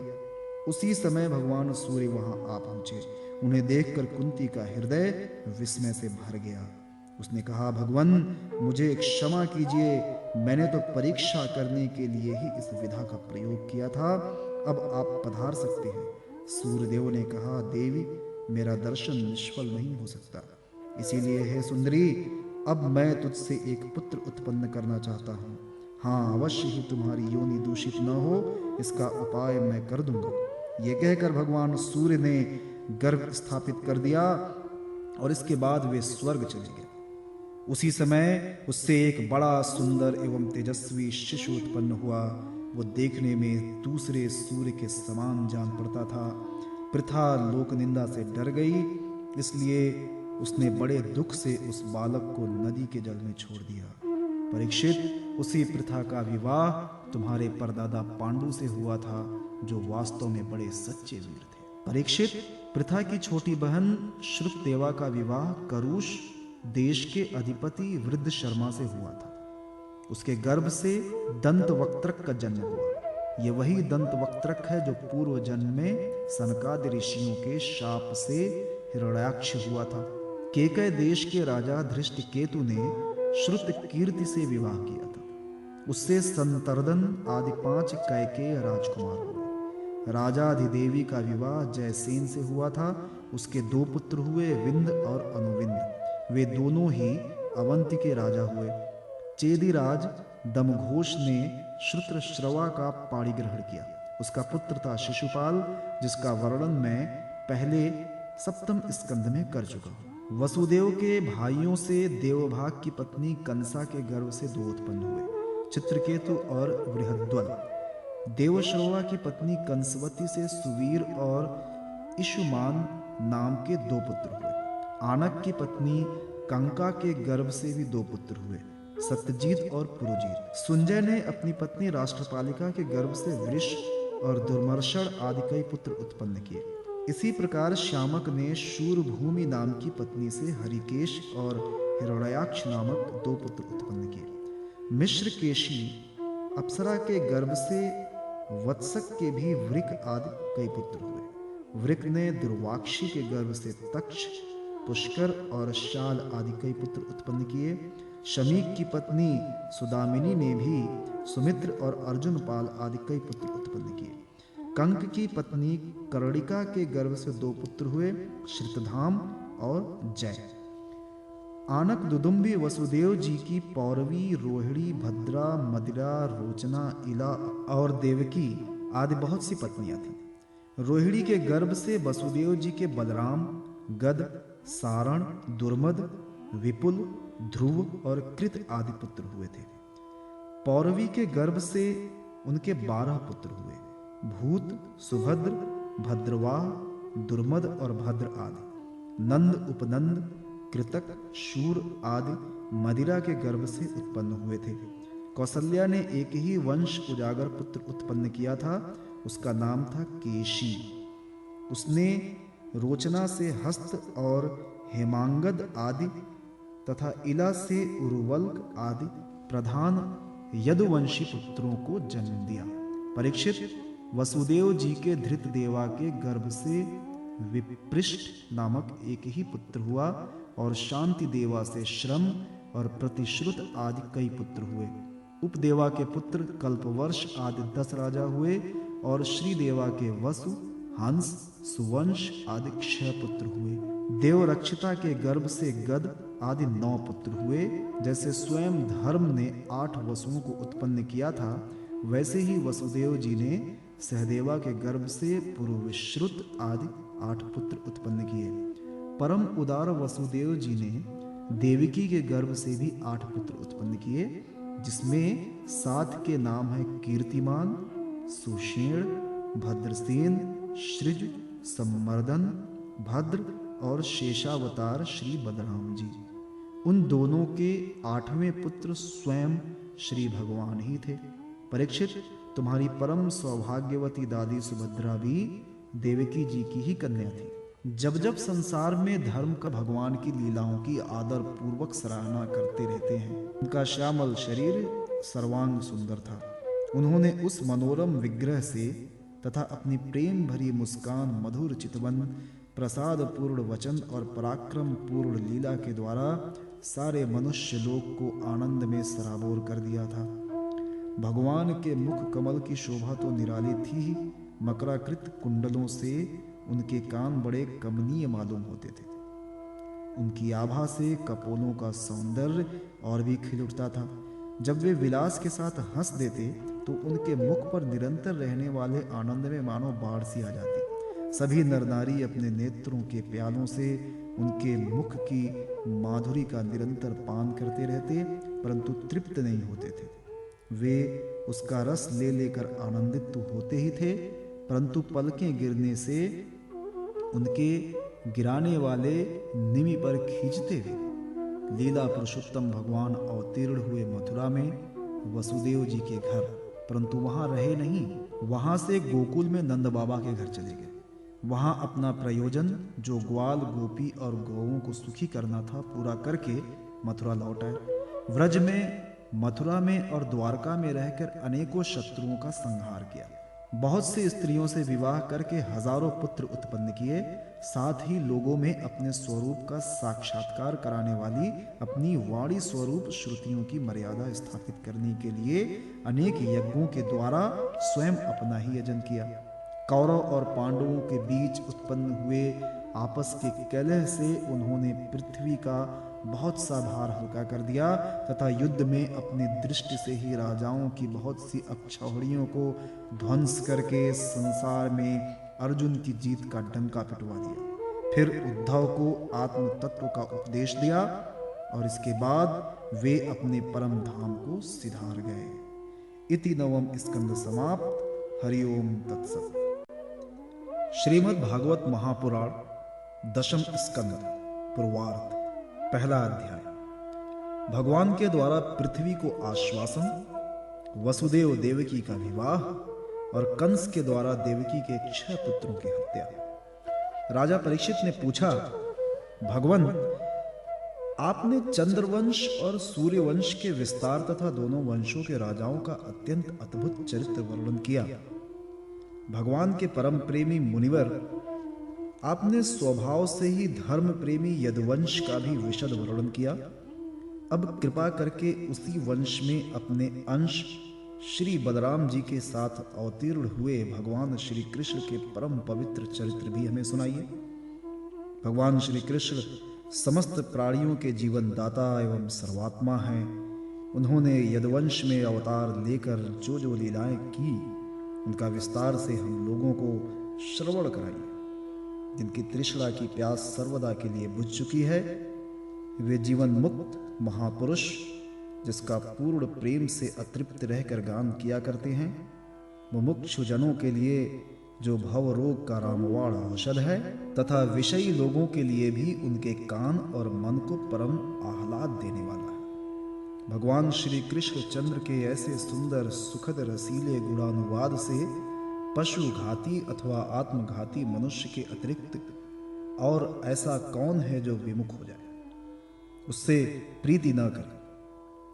श्री कृष्ण तो मेरे कुल देव ही हैं। जब कुरुक्षेत्र में महाभारत युद्ध हो रहा था और देवताओं को भी जीत लेने वाले भीष्म पितामह आदि अतिरथियों से मेरे दादा पांडवों का युद्ध हो रहा था, उस समय कौरवों की सेना उनके लिए अपार समुद्र के समान थी, जिसमें भीष्म आदि वीर बड़े बड़े मक्षों को भी निगल जाने वाले तिमिंगल मक्षों की भांति भय उत्पन्न कर रहे थे।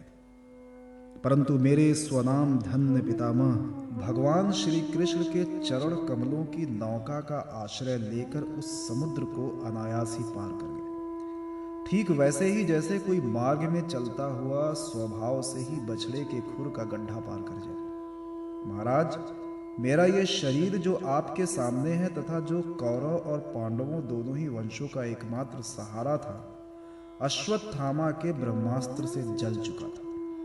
उस समय मेरी माता जब भगवान की शरण में गई, तब उन्होंने हाथ में चक्र लेकर मेरी माता के गर्भ में प्रवेश किया और मेरी रक्षा की। केवल मेरी ही बात नहीं, वे समस्त शरीरधारियों के भीतर आत्मा रूप से रहकर अमृत का दान कर रहे हैं और बाहर काल रूप से रहकर मृत्यु का मनुष्य के रूप में प्रतीत होना, ये तो उनकी एक लीला है। आप उन्हीं के ऐश्वर्य और माधुर्य से परिपूर्ण लीलाओं का वर्णन कीजिए। भगवान, आपने अभी बतलाया था कि बलराम जी रोहिणी के पुत्र थे। इसके बाद देवकी के पुत्रों में भी आपने उनकी गणना की।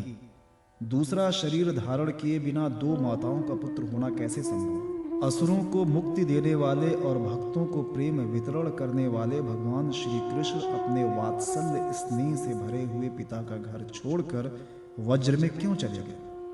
यदुवंश शिरोमणि भक्त वत्सल प्रभु ने नंद आदि गोप बंधुओं के साथ कहां कहां निवास किया? ब्रह्मा और शंकर का भी शासन करने वाले प्रभु ने व्रज में तथा मधुपुरी में रहकर कौन कौन सी लीलाएं की? और महाराज, उन्होंने अपनी मां के भाई मामा कंस को अपने हाथों क्यों मार डाला? ये मामा होने के कारण उनके द्वारा मारे जाने योग्य तो नहीं था। मनुष्याकार सच्चिदानंदमय विग्रह प्रकट करके द्वारिकापुरी में यदुवंशियों के साथ उन्होंने कितने वर्षों तक निवास किया और उन सर्वशक्तिमान प्रभु की पत्नियां कितनी थीं? मुने, मैंने श्री कृष्ण की जितनी लीलाएं पूछी हैं और जो नहीं पूछी हैं वे सब आप मुझे विस्तार से सुनाइए, क्योंकि आप सब कुछ जानते हैं और मैं बड़ी श्रद्धा के साथ उन्हें सुनना चाहता हूँ। भगवान, अन्न की तो बात ही क्या, मैंने जल का भी परित्याग किया है, फिर भी वो असह्य भूख प्यास जिसके कारण मैंने मुनि के गले में मृत सर्प डालने का अन्याय किया था, मुझे तनिक भी नहीं सता रहा, क्योंकि मैं आपके मुख कमल से झरती हुई भगवान की सुधामयी लीला कथा का पान कर रहा हूँ। सूत जी कहते हैं, शौनक जी भगवान के प्रेमियों में अग्रगण्य और सर्वज्ञ श्री शुकदेव जी महाराज ने परीक्षित का ऐसा समीचीन प्रश्न सुनकर, जो संतों की सभा में भगवान की लीला के वर्णन का हेतु हुआ करता है, उनका अभिनंदन किया और भगवान श्री कृष्ण की उन लीलाओं का वर्णन प्रारंभ किया जो समस्त कलिमलों को सदा के लिए धो डालती है। श्री शुकदेव जी ने कहा, भगवान के लीला रस के रसिक राजश्री, तुमने जो कुछ निश्चय किया है वो बहुत ही सुंदर और आदरणीय है, क्योंकि सबके हृदयाराध्य श्री कृष्ण की लीला कथा श्रवण करने में तुम्हें सहज एवं सुदृढ़ प्रीति प्राप्त हो गई है। भगवान श्री कृष्ण की कथा के संबंध में प्रश्न करने से ही वक्ता, प्रश्नकर्ता और श्रोता तीनों ही पवित्र हो जाते हैं। जैसे गंगा जी का जल या भगवान शालग्राम का चरणामृत सभी को पवित्र कर देता है। परीक्षित, उस समय लाखों दैत्यों के दल ने घमंडी राजाओं का रूप धारण कर अपने भारी भार से पृथ्वी को आक्रांत कर रखा था। उससे त्राण पाने के लिए वो ब्रह्मा जी के शरण में गई। पृथ्वी ने उस समय गौ का रूप धारण कर रखा था उसके नेत्रों में आंसू बह बह कर मुख पर आ रहे थे। उनका मन तो खिन्न था ही, शरीर भी बहुत कृश हो गया था। वो बड़े करुण स्वर से रंभा रही थी। ब्रह्मा जी के पास जाकर उसने उन्हें अपनी पूरी कष्ट कहानी सुनाई। ब्रह्मा जी ने बड़ी सहानुभूति के साथ उनकी दुख कथा सुनी। उसके बाद वे भगवान शंकर स्वर्ग के अन्याय प्रमुख देवता तथा गौ के रूप में आई हुई पृथ्वी को अपने साथ लेकर क्षीर सागर के तट पर गए। भगवान देवताओं के भी आराध्य देव हैं। वे अपने भक्तों की समस्त अभिलाषाएं पूर्ण करते हैं और उनके समस्त क्लेशों को नष्ट कर देते हैं। वे ही जगत के एकमात्र स्वामी हैं। क्षीर सागर के तट पर पहुंचकर ब्रह्मा आदि देवताओं ने पुरुष सूक्त के द्वारा उन्हीं परम पुरुष सर्वानंतर्यामी प्रभु की स्तुति की। स्तुति करते करते ब्रह्मा जी समाधिस्थ हो गए। उन्होंने समाधि अवस्था में आकाशवाणी सुनी। इसके साथ जगत के निर्माणकर्ता ब्रह्मा जी ने देवताओं से कहा, देवताओं, मैंने भगवान की वाणी सुनी है, तुम लोग भी उसे मेरे द्वारा अभी सुन लो और फिर वैसा ही करो। उसके पालन में विलंब नहीं होना चाहिए। भगवान को पृथ्वी के कष्ट का पहले से ही पता था। वे ईश्वरों के भी ईश्वर हैं। अतः अपनी काल शक्ति के द्वारा पृथ्वी का भार हरण करते हुए वे जब तक पृथ्वी पर लीला करें तब तक तुम लोग भी अपने अपने अंशों के साथ यदुकुल में जन्म लेकर उनकी लीला में सहयोग दो। वसुदेव जी के घर स्वयं पुरुषोत्तम भगवान प्रकट होंगे। उनकी और उनकी प्रियतमा श्री राधा की सेवा के लिए देवांगनाएं जन्म ग्रहण करें।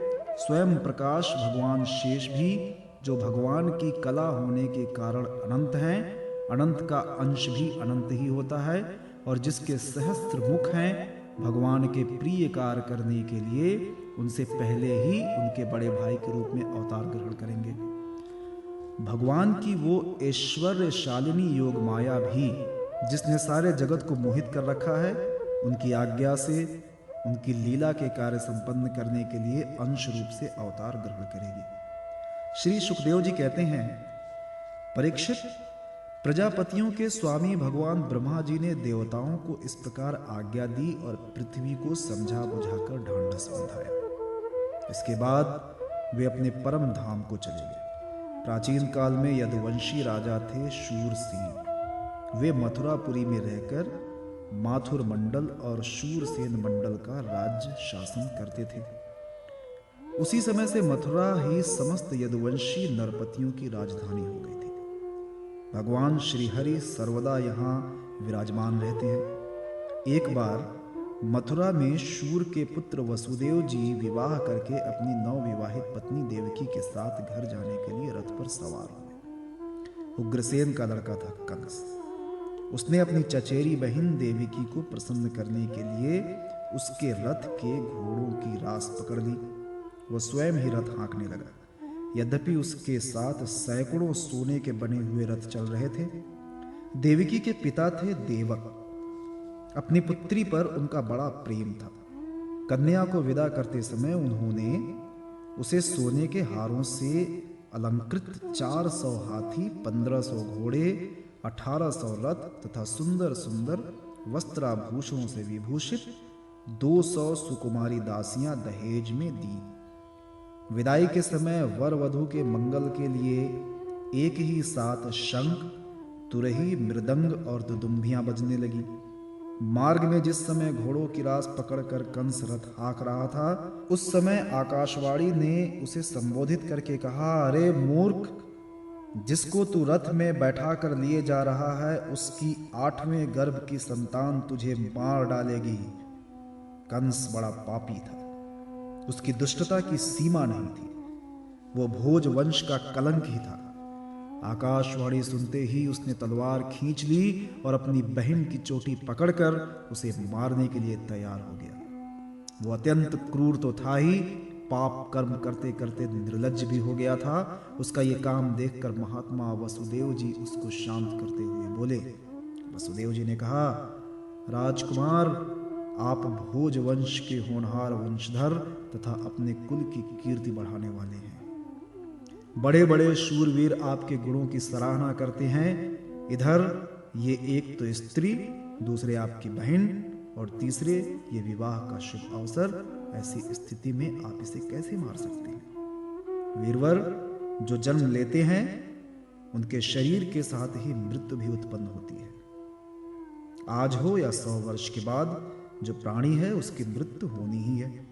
जब शरीर का अंत हो जाता है तब जीव अपने कर्म के अनुसार दूसरे शरीर को ग्रहण करके अपने पहले शरीर को छोड़ देता है। उसे विवश होकर ऐसा करना पड़ता है। जैसे चलते समय मनुष्य एक पैर जमा कर ही दूसरा पैर उठाता है, और जैसे जोंक किसी अगले तिनके को पकड़ लेती है, वो पहले के पकड़े हुए तिनकों को छोड़ती है, वैसे जीव भी अपने कर्म के अनुसार किसी शरीर को प्राप्त करने के बाद ही इस शरीर को छोड़ता है। जैसे कोई पुरुष जागृत अवस्था में राजा के ऐश्वर्य को देखकर और इंद्रादि के ऐश्वर्य को सुनकर उसकी अभिलाषा करने लगता है, और उसका चिंतन करते करते उन्हीं बातों में घुल मिलकर एक हो जाता है, तथा स्वप्न में अपने को राजा या इंद्र के रूप में अनुभव करने लगता है। साथ ही अपने दरिद्रावस्था में शरीर को भूल जाता है। कभी कभी तो जागृत अवस्था में ही मन उन बातों का चिंतन करते करते तन्मय हो जाता है, और उसे स्थूल शरीर की सुधि नहीं रहती। जैसे ही जीव कर्मकृत कामना और कामनाकृत कर्म के वश में होकर दूसरे शरीर को प्राप्त हो जाता है और अपने पहले शरीर को भूल जाता है। जीव का मन अनेक विकारों का पुंज है। देहांत के समय वो अपने जन्मों से संचित और प्रारब्ध कर्मों की वासनाओं के अधीन होकर माया के द्वारा रचे हुए अनेक पांच भौतिक शरीरों में जिस किसी शरीर के चिंतन में तल्लीन हो जाता है और मान बैठता है कि ये मैं हूं, उसे वही शरीर ग्रहण करके जन्म लेना पड़ता है। जैसे सूर्य, चंद्रमा आदि चमकीली वस्तुएं जल से भरे हुए घड़ों में या तेल आदि तरल पदार्थों में प्रतिबिंबित होती हैं, और हवा के झोंके से उनके जल आदि से हिलने डुलने पर उनमें प्रतिबिंबित वस्तुएं भी चंचल जान पड़ती हैं, वैसे ही जीव अपने स्वरूप के अज्ञान द्वारा रचे हुए शरीर में राग करके उन्हें अपना मान बैठता है और मोहवश उनके आने जाने को अपना आना जाना मानने लगता है। इसीलिए जो अपना कल्याण चाहता है उसे किसी से द्रोह नहीं करना चाहिए, क्योंकि जीव कर्म के अधीन हो गया है, और जो किसी से भी द्रोह करेगा उसको इस जीवन में शत्रु से और जीवन के बाद परलोक से भयभीत होना पड़ेगा। कंस, ये आपकी छोटी बहन अभी बच्ची और बहुत दीन है, ये तो आपकी कन्या के समान है। इस पर अभी अभी इसका विवाह हुआ है। विवाह के मंगल चिन्ह भी इसके शरीर पर से उतरे नहीं हैं। ऐसी दशा में आप जैसे दीन वत्सल पुरुष को इस बेचारी का वध करना उचित नहीं है। श्री सुखदेव जी कहते हैं, परीक्षित, इस प्रकार वसुदेव जी ने प्रशंसा आदि, साम नीति और भय आदि भेद नीति से कंस को बहुत समझाया, परंतु वो क्रूर तो राक्षसों का अनुयायी हो रहा था, इसलिए उसने अपने घोर संकल्प को नहीं छोड़ा। वसुदेव जी ने कंस का विकट हठ देखकर यह विचार किया कि किसी प्रकार ये समय को टाल ही देना चाहिए। तब वे इस निश्चय पर पहुंचे, बुद्धिमान पुरुष को जहां तक उसकी बुद्धि और बल साथ दे मृत्यु को टालने का प्रयत्न करना चाहिए। प्रयत्न करने पर भी वह न टल सके तो फिर प्रयत्न करने वाले का कोई दोष नहीं रहता। इसलिए इस मृत्यु रूप कंस को अपने पुत्र दे देने की प्रतिज्ञा करके मैं इस दीन देवकी को बचाऊं। यदि मेरे लड़के होंगे और तब तक यह कंस स्वयं नहीं मर जाएगा तब क्या होगा? संभव है उल्टा ही हो, मेरा लड़का ही इसे मार डाले, क्योंकि विधाता के विधान का पार पाना बहुत कठिन है। मृत्यु सामने आकर भी टल जाती है और टली हुई भी लौट आती है। जिस समय वन में आग लगती है उस समय कौन सी लकड़ी जले और कौन सी न जले, दूर की जल जाए और पास की बच रहे, इन सब बातों में अदृष्ट के सिवा और कोई नहीं होता। वैसे ही किस प्राणी का कौन सा शरीर बना रहेगा और किस हेतु से कौन सा शरीर नष्ट हो जाएगा, इस बात का पता लगा लेना बहुत कठिन है। अपनी बुद्धि के अनुसार ऐसा निश्चय करके वसुदेव जी ने बहुत सम्मान के साथ पापी कंस की बड़ी प्रशंसा की। परीक्षित, कंस बड़ा क्रूर और निर्लज्ज था, अतः ऐसा करते समय वसुदेव जी के मन में बड़ी पीड़ा भी हो रही थी। फिर भी उन्होंने ऊपर से अपने मुख कमल को प्रफुल्लित करके हंसते हुए कहा। वसुदेव जी ने कहा, सौम्य, आपको देवकी से तो कोई भय नहीं। जैसा कि आकाशवाणी ने कहा है, भय है पुत्रों से, सो इसके पुत्र मैं आपको लाकर सौंप दूंगा। श्री सुखदेव जी कहते हैं, परीक्षित, कंस जानता था कि वसुदेव जी के वचन झूठे नहीं होते और इन्होंने जो कुछ कहा है वो युक्ति संगत भी है। इसलिए उसने अपनी बहन देवकी को मारने का विचार छोड़ दिया। इससे वसुदेव जी बहुत प्रसन्न हुए और उसकी प्रशंसा करके अपने घर चले गए। देवकी बड़ी सती साध्वी थी। सारे देवता उसके शरीर में निवास करते थे। समय आने पर देवकी के गर्भ से प्रतिवर्ष एक एक करके 8 पुत्र तथा एक कन्या उत्पन्न हुई। पहले पुत्र का नाम था कीर्तिमान। वसुदेव जी ने उसे लाकर कंस को दे दिया। ऐसा करते समय उन्हें कष्ट तो अवश्य हुआ, परंतु उससे भी बड़ा कष्ट उन्हें इस बात का था कि कहीं मेरे वचन झूठे न हो जाए। परीक्षित, सत्यसंध पुरुष बड़े से बड़ा कष्ट भी सह लेते हैं। ज्ञानियों को किसी बात की अपेक्षा नहीं होती। नीच पुरुष बुरे से बुरा काम भी कर सकते हैं और जो जितेंद्रियां हैं, जिन्होंने भगवान को हृदय में धारण कर रखा है, वे सब कुछ त्याग सकते हैं। जब कंस ने देखा कि वसुदेव जी का अपने पुत्र के जीवन और मृत्यु में समान भाव है एवं वे सत्य में पूर्ण निष्ठावान भी हैं, तब वो बहुत प्रसन्न हुआ और उनसे हंसकर बोला, वसुदेव जी, आप इस नन्हे से सुकुमार बालक को ले जाइए। इससे मुझे कोई भय नहीं है, क्योंकि आकाशवाणी ने तो ऐसा कहा है कि देवकी के 8वें गर्भ से उत्पन्न संतान के द्वारा मेरी मृत्यु होगी। वसुदेव जी ने कहा, ठीक है, और उस बालक को लेकर वे लौट आए। परंतु उन्हें मालूम था कि कंस बड़ा दुष्ट है और उसका मन उसके हाथ में नहीं है, वो किसी क्षण बदल सकता है। इसलिए उन्होंने उसकी बात पर विश्वास नहीं किया। परीक्षित, इधर भगवान नारद कंस के पास आए और उससे बोले कि कंस, व्रज में रहने वाले नंद आदि गोप, उनकी स्त्रियां वसुदेव और विष्णुवंशी यादव, देवकी आदि यदुवंश की स्त्रियां और नंद, वसुदेव दोनों के सजातीय बंधु बांधव और सगे संबंधी सब के सब देवता हैं। जो इस समय तुम्हारी सेवा कर रहे हैं वे भी देवता ही हैं।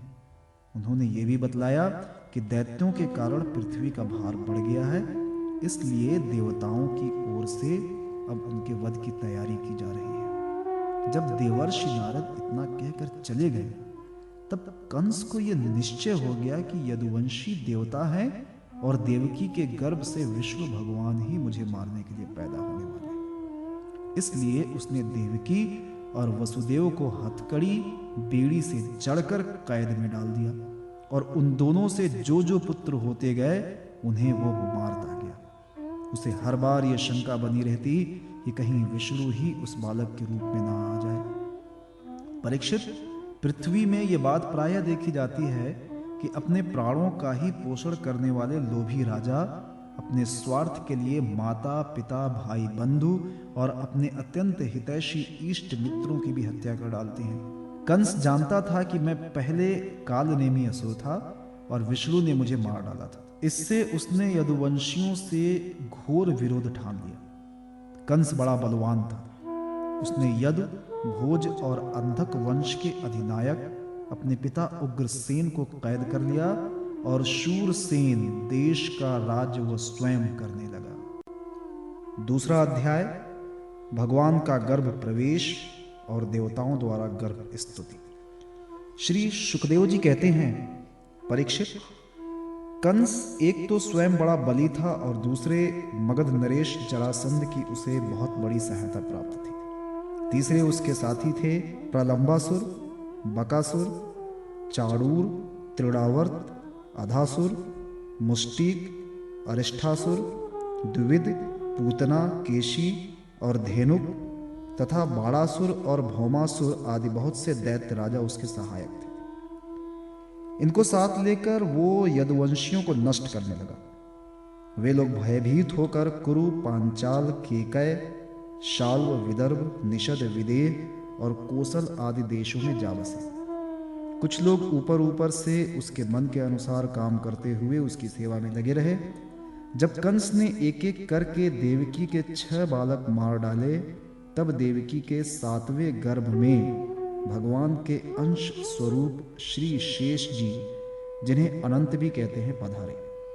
आनंद स्वरूप शेष जी के गर्भ में आने के कारण देवकी को स्वाभाविक ही हर्ष हुआ, परंतु कंस शायद इसे भी मार डाले, इस भय से उनका शोक भी बढ़ गया।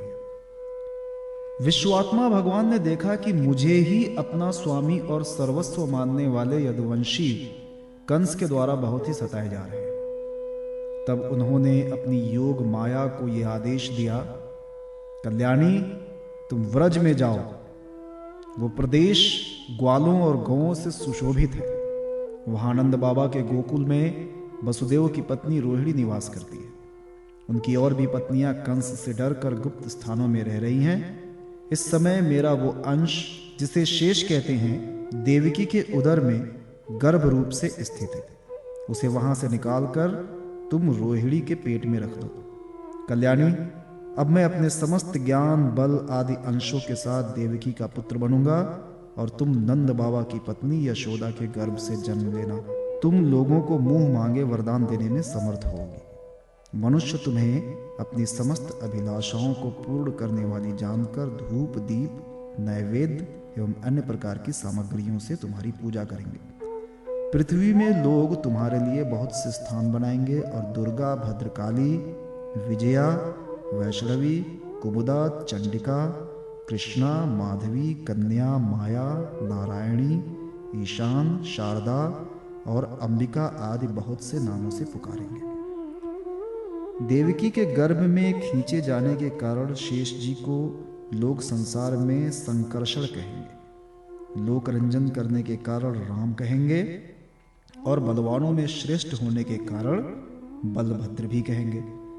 जब भगवान ने इस प्रकार आदेश दिया, तब योग माया ने जो आज्ञा ऐसा कहकर उनकी बात शिरोधार्य की और उनकी परिक्रमा करके वे पृथ्वी लोक में चली आई तथा भगवान ने जैसा कहा था वैसा ही किया। जब योग माया ने देवकी का गर्भ ले जाकर रोहिणी के उदर में रख दिया, तब पूर्वासी बड़े दुख के साथ आपस में कहने लगे, हाय बेचारी देवकी का यह गर्भ तो नष्ट ही हो गया। भगवान भक्तों को अभय करने वाले हैं, वे सर्वत्र सब रूप में हैं, उन्हें कहीं आना जाना नहीं है। इसलिए वे वसुदेव जी के मन में अपनी समस्त कलाओं के साथ प्रकट हो गए। उसमें विद्वान रहने पर भी अपने को अव्यक्त रूप से व्यक्त कर दिया। भगवान की ज्योति को धारण करने के कारण वसुदेव जी सूर्य के समान तेजस्वी हो गए। उन्हें देखकर लोगों की आंखें चौधिया जाती। कोई भी अपने बल, वाणी या प्रभाव से उन्हें दबा नहीं सकता था। भगवान के उस ज्योतिर्मय अंश को, जो जगत का परम मंगल करने वाला है, वसुदेव जी के द्वारा आधान किए जाने पर देवी देवकी ने ग्रहण किया। जैसे पूर्व दिशा चंद्रदेव को धारण करती है, वैसे ही शुद्ध सत्व से संपन्न देवी देवकी ने विशुद्ध मन से सर्वात्मा एवं आत्मस्वरूप भगवान को धारण किया। भगवान सारे जगत के निवास स्थान है। देवकी उनका भी निवास स्थान बन गई, परंतु घड़े आदि के भीतर बंद किए हुए दीपक का और अपनी विधा दूसरे को न देने वाले ज्ञान खल की श्रेष्ठ विधा का प्रकाश जैसे चारों ओर नहीं फैलता, वैसे ही कंस के कारागार में बंद देवकी की भी उतनी शोभा नहीं है। देवकी के गर्भ में भगवान विराजमान हो गए थे। उनके मुख पर पवित्र मुस्कान थी और उनके शरीर की कांति से बंदी गृह जगमगाने लगा था। जब कंस ने उसे देखा, तब वो मन ही मन कहने लगा, अब की बार मेरे प्राणों के ग्राहक विष्णु ने इसके गर्भ में अवश्य ही प्रवेश किया है, क्योंकि इसके पहले देवकी ऐसी कभी नहीं थी। अब इस विषय में शीघ्र से शीघ्र मुझे क्या करना चाहिए? देवकी को मारना तो ठीक ना होगा, क्योंकि वीर पुरुष स्वार्थवश अपने पराक्रम को कलंकित नहीं करते। एक तो ये स्त्री है, दूसरे बहन और तीसरे गर्भवती है। इसको मारने से तो तत्काल मेरी ही कीर्ति, लक्ष्मी और आयु नष्ट हो जाएगी। वो मनुष्य तो जीवित रहने पर भी मरा हुआ है जो अत्यंत क्रूरता का व्यवहार करता है। उसकी मृत्यु के बाद लोग उसे गाली देते हैं। इतना ही नहीं, वो देहाभिमानियों के योग्य घोर नरक में भी अवश्य जाता है। यद्यपि कंस देवकी को मार सकता था, किंतु स्वयं ही वो इस अत्यंत क्रूरता के विचार से निवृत्त हो गया। अब भगवान के प्रति दृढ़ बैर का भाव मन में गांठ कर उनके जन्म की प्रतीक्षा करने लगा। वो उठते बैठते, खाते पीते, सोते जागते और चलते फिरते सर्वदा ही श्री कृष्ण के चिंतन में लगा रहता। जहां उसकी आंख पड़ती, जहां कुछ खड़का होता, वहां उसे श्री कृष्ण दिख जाते। इस प्रकार उसे सारा जगत ही कृष्णमय दिखने लगा। परीक्षित, भगवान शंकर और ब्रह्मा जी कंस के कैद खाने में आए। उनके साथ अपने अनुचरों के सहित समस्त देवता और नारदादि ऋषि भी थे। वे लोग सुमधुर वचनों से सबकी अभिलाषा पूर्ण करने वाले श्री हरि की इस प्रकार स्तुति करने लगे। प्रभो, आप सत्य संकल्प हैं। सत्य ही आपकी प्राप्ति का श्रेष्ठ साधन है। सृष्टि के पूर्व, प्रलय के पश्चात और संसार की स्थिति के समय इन असत्य अवस्थाओं में भी आप सत्य हैं। पृथ्वी, जल, तेज, वायु और आकाश, इन 5 दृश्यमान सत्यों के आप ही कारण हैं और उनमें अंतर्यामी रूप से विराजमान भी हैं। आप इस दृश्यमान जगत के परमार्थ स्वरूप हैं। आप ही मधुरवाणी और संदर्शक के प्रवर्तक हैं। भगवान, आप तो बस सत्य स्वरूप ही हैं। हम सब आपकी शरण में आए हैं। ये संसार क्या है? एक सनातन वृक्ष। इस वृक्ष का आश्रय है एक प्रकृति। इसके 2 फल हैं, सुख और दुख। 3 जड़ें हैं, सत्व, रज और तम। 4 रस हैं, धर्म, अर्थ, काम और मोक्ष। इसके जानने के 5 प्रकार हैं, श्रोत्र, त्वचा, नेत्र, रसना और नासिका। इसके 6 स्वभाव हैं, पैदा होना, रहना, बढ़ना, बदलना, घटना और नष्ट हो जाना। इस वृक्ष की छाल है 7 धातु, रस, रुधिर, मांस, मेद, अस्थि, मज्जा और शुक्र। 8 शाखाएं हैं, 5 महाभूत, मन, बुद्धि और अहंकार। इसमें मुख आदि 9 द्वारा खोड़र है।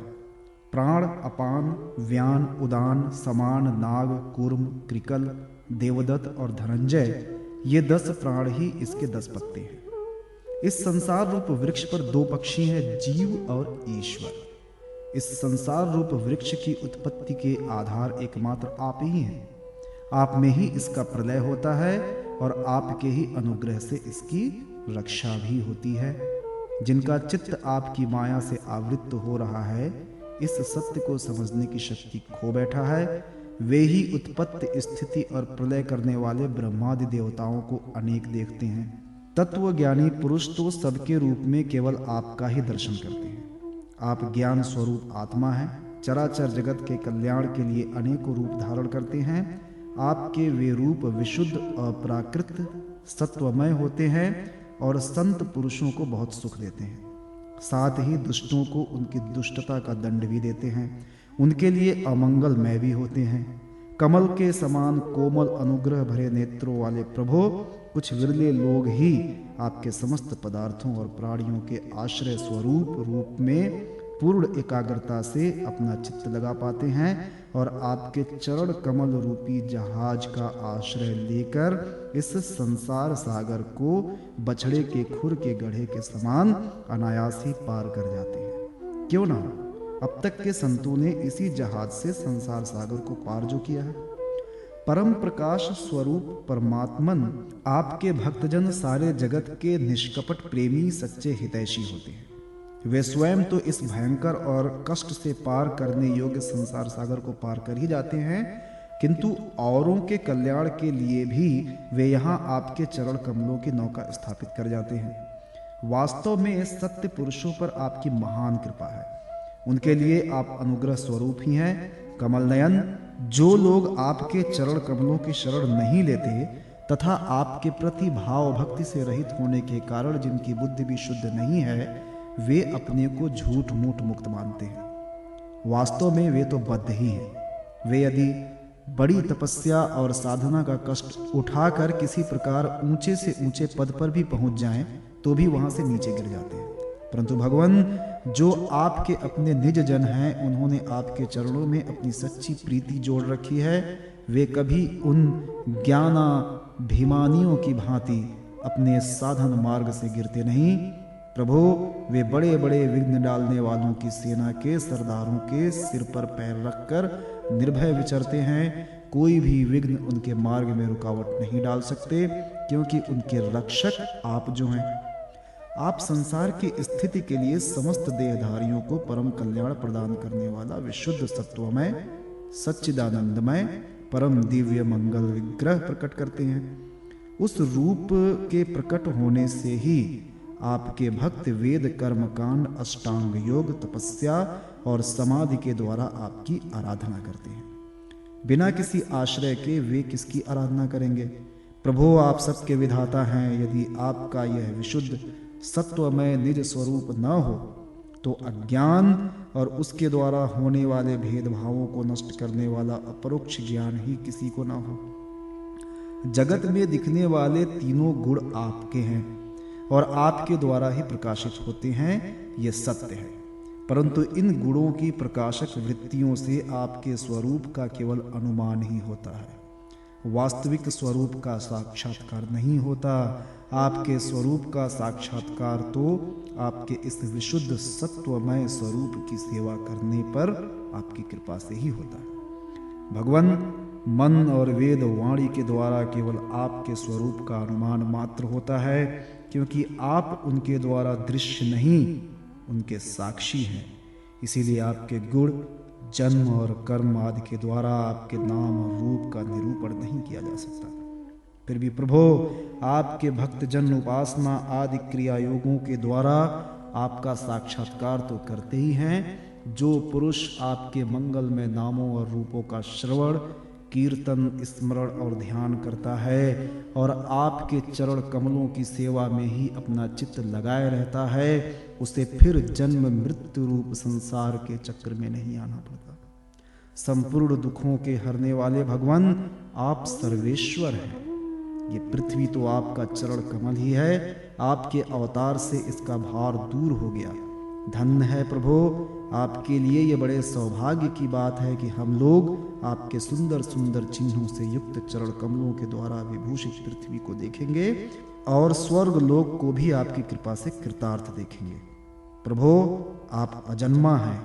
यदि आपके जन्म के कारण के संबंध में हम कोई तर्क ना करें, तो यही कह सकते हैं कि आपका एक लीला विनोद है। ऐसा कहने का कारण यह है कि आप तो द्वैत के लेश से रहित सर्वाधिनाष्ठन स्वरूप हैं और इस जगत की उत्पत्ति, स्थिति तथा प्रलय अज्ञान के द्वारा आप में आरोपित है। प्रभु, आपने जैसे अनेकों बार मत्स्य, हयग्रीव, कच्छप, नृसिंह, वराह, हंस, राम, परशुराम और वामन अवतार धारण करके हम लोगों की और तीनों लोकों की रक्षा की है, वैसे ही आप इस बार भी पृथ्वी का भार हरण कीजिए। यदुनंदन, हम आपके चरणों में वंदना करते हैं। देवकी जी को संबोधित करके, माता जी, ये बड़े सौभाग्य की बात है कि आपकी कोख में हम सबका कल्याण करने के लिए स्वयं भगवान पुरुषोत्तम अपने ज्ञान, बल आदि अंशों के साथ पधारे हैं।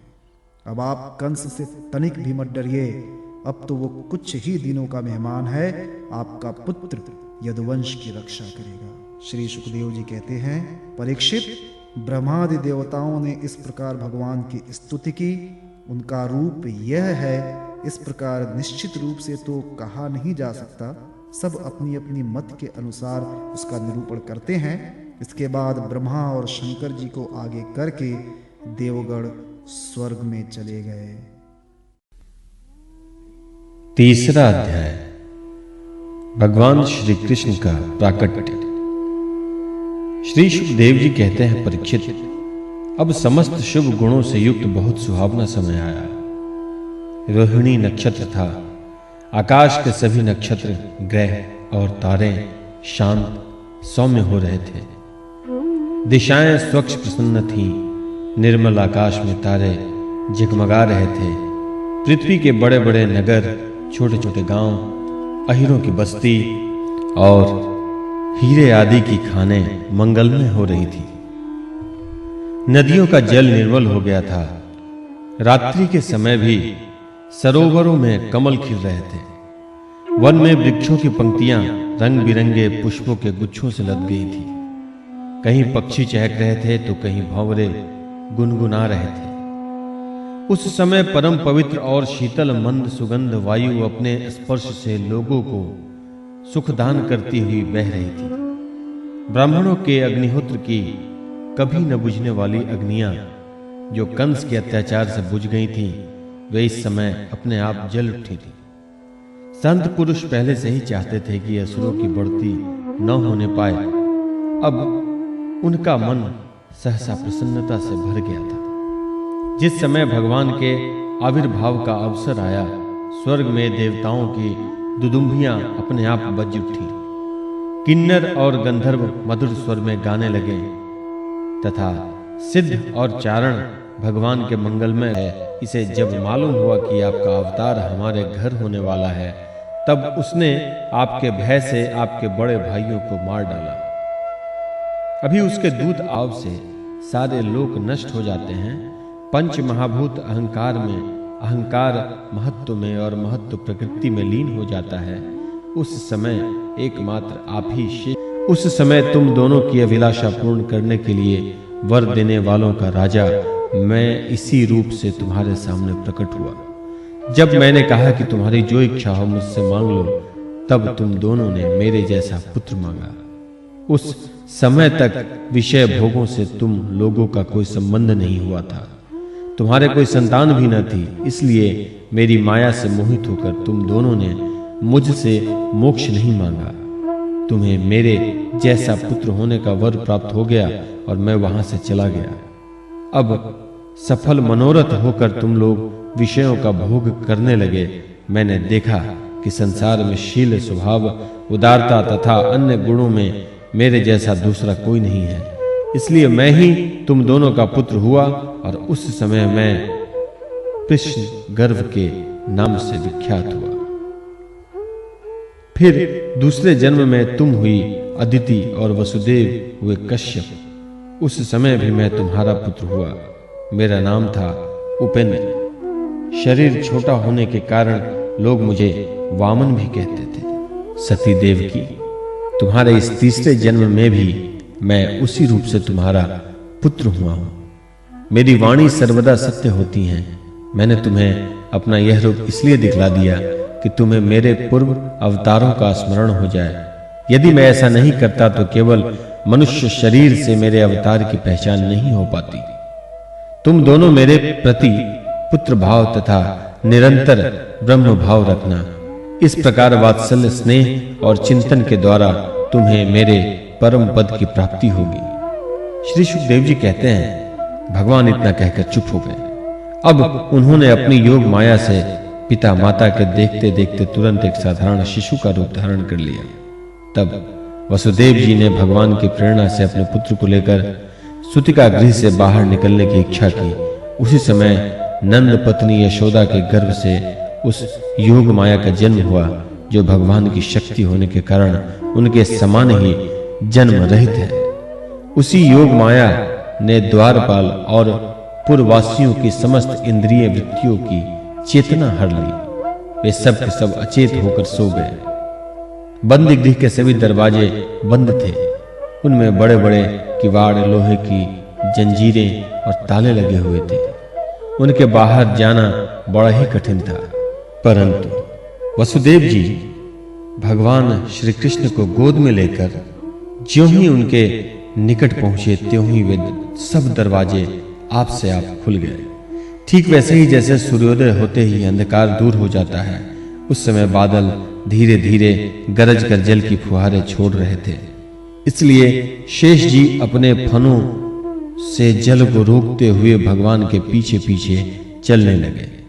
उन दिनों बार बार वर्षा होती रहती थी। इससे यमुना जी बहुत बढ़ गई थी। उनका प्रभाव गहरा और तेज हो गया था तरल तरंगों के कारण जल पर फेन ही फेन हो गए थे। सैकड़ों भयानक भंवर पड़ रहे थे। जैसे सीतापति भगवान श्री राम जी को समुद्र ने मार्ग दे दिया था, वैसे ही जमुना जी ने भगवान को मार्ग दे दिया। वसुदेव जी ने नंद बाबा के गोकुल में जाकर देखा कि सब के सब गोप नींद से अचेत पड़े हुए हैं। उन्होंने अपने पुत्र को यशोदा जी की शैया पर सुला दिया और उनकी नवजात कन्या लेकर वे बंदी गृह में लौट आए। जेल में पहुंचकर वसुदेव जी ने उस कन्या को देवकी की शैया पर सुला दिया और अपने पैरों में बेड़ियां डाल ली तथा पहले की तरह वे बंदी गृह में बंद हो गए। उधर नंद पत्नी यशोदा जी को इतना तो मालूम हुआ कि कोई संतान हुई है, परंतु वे यह न जान सकी कि पुत्र है या पुत्री, क्योंकि एक तो उन्हें बड़ा परिश्रम हुआ था और दूसरे योग माया ने उन्हें अचेत कर दिया था।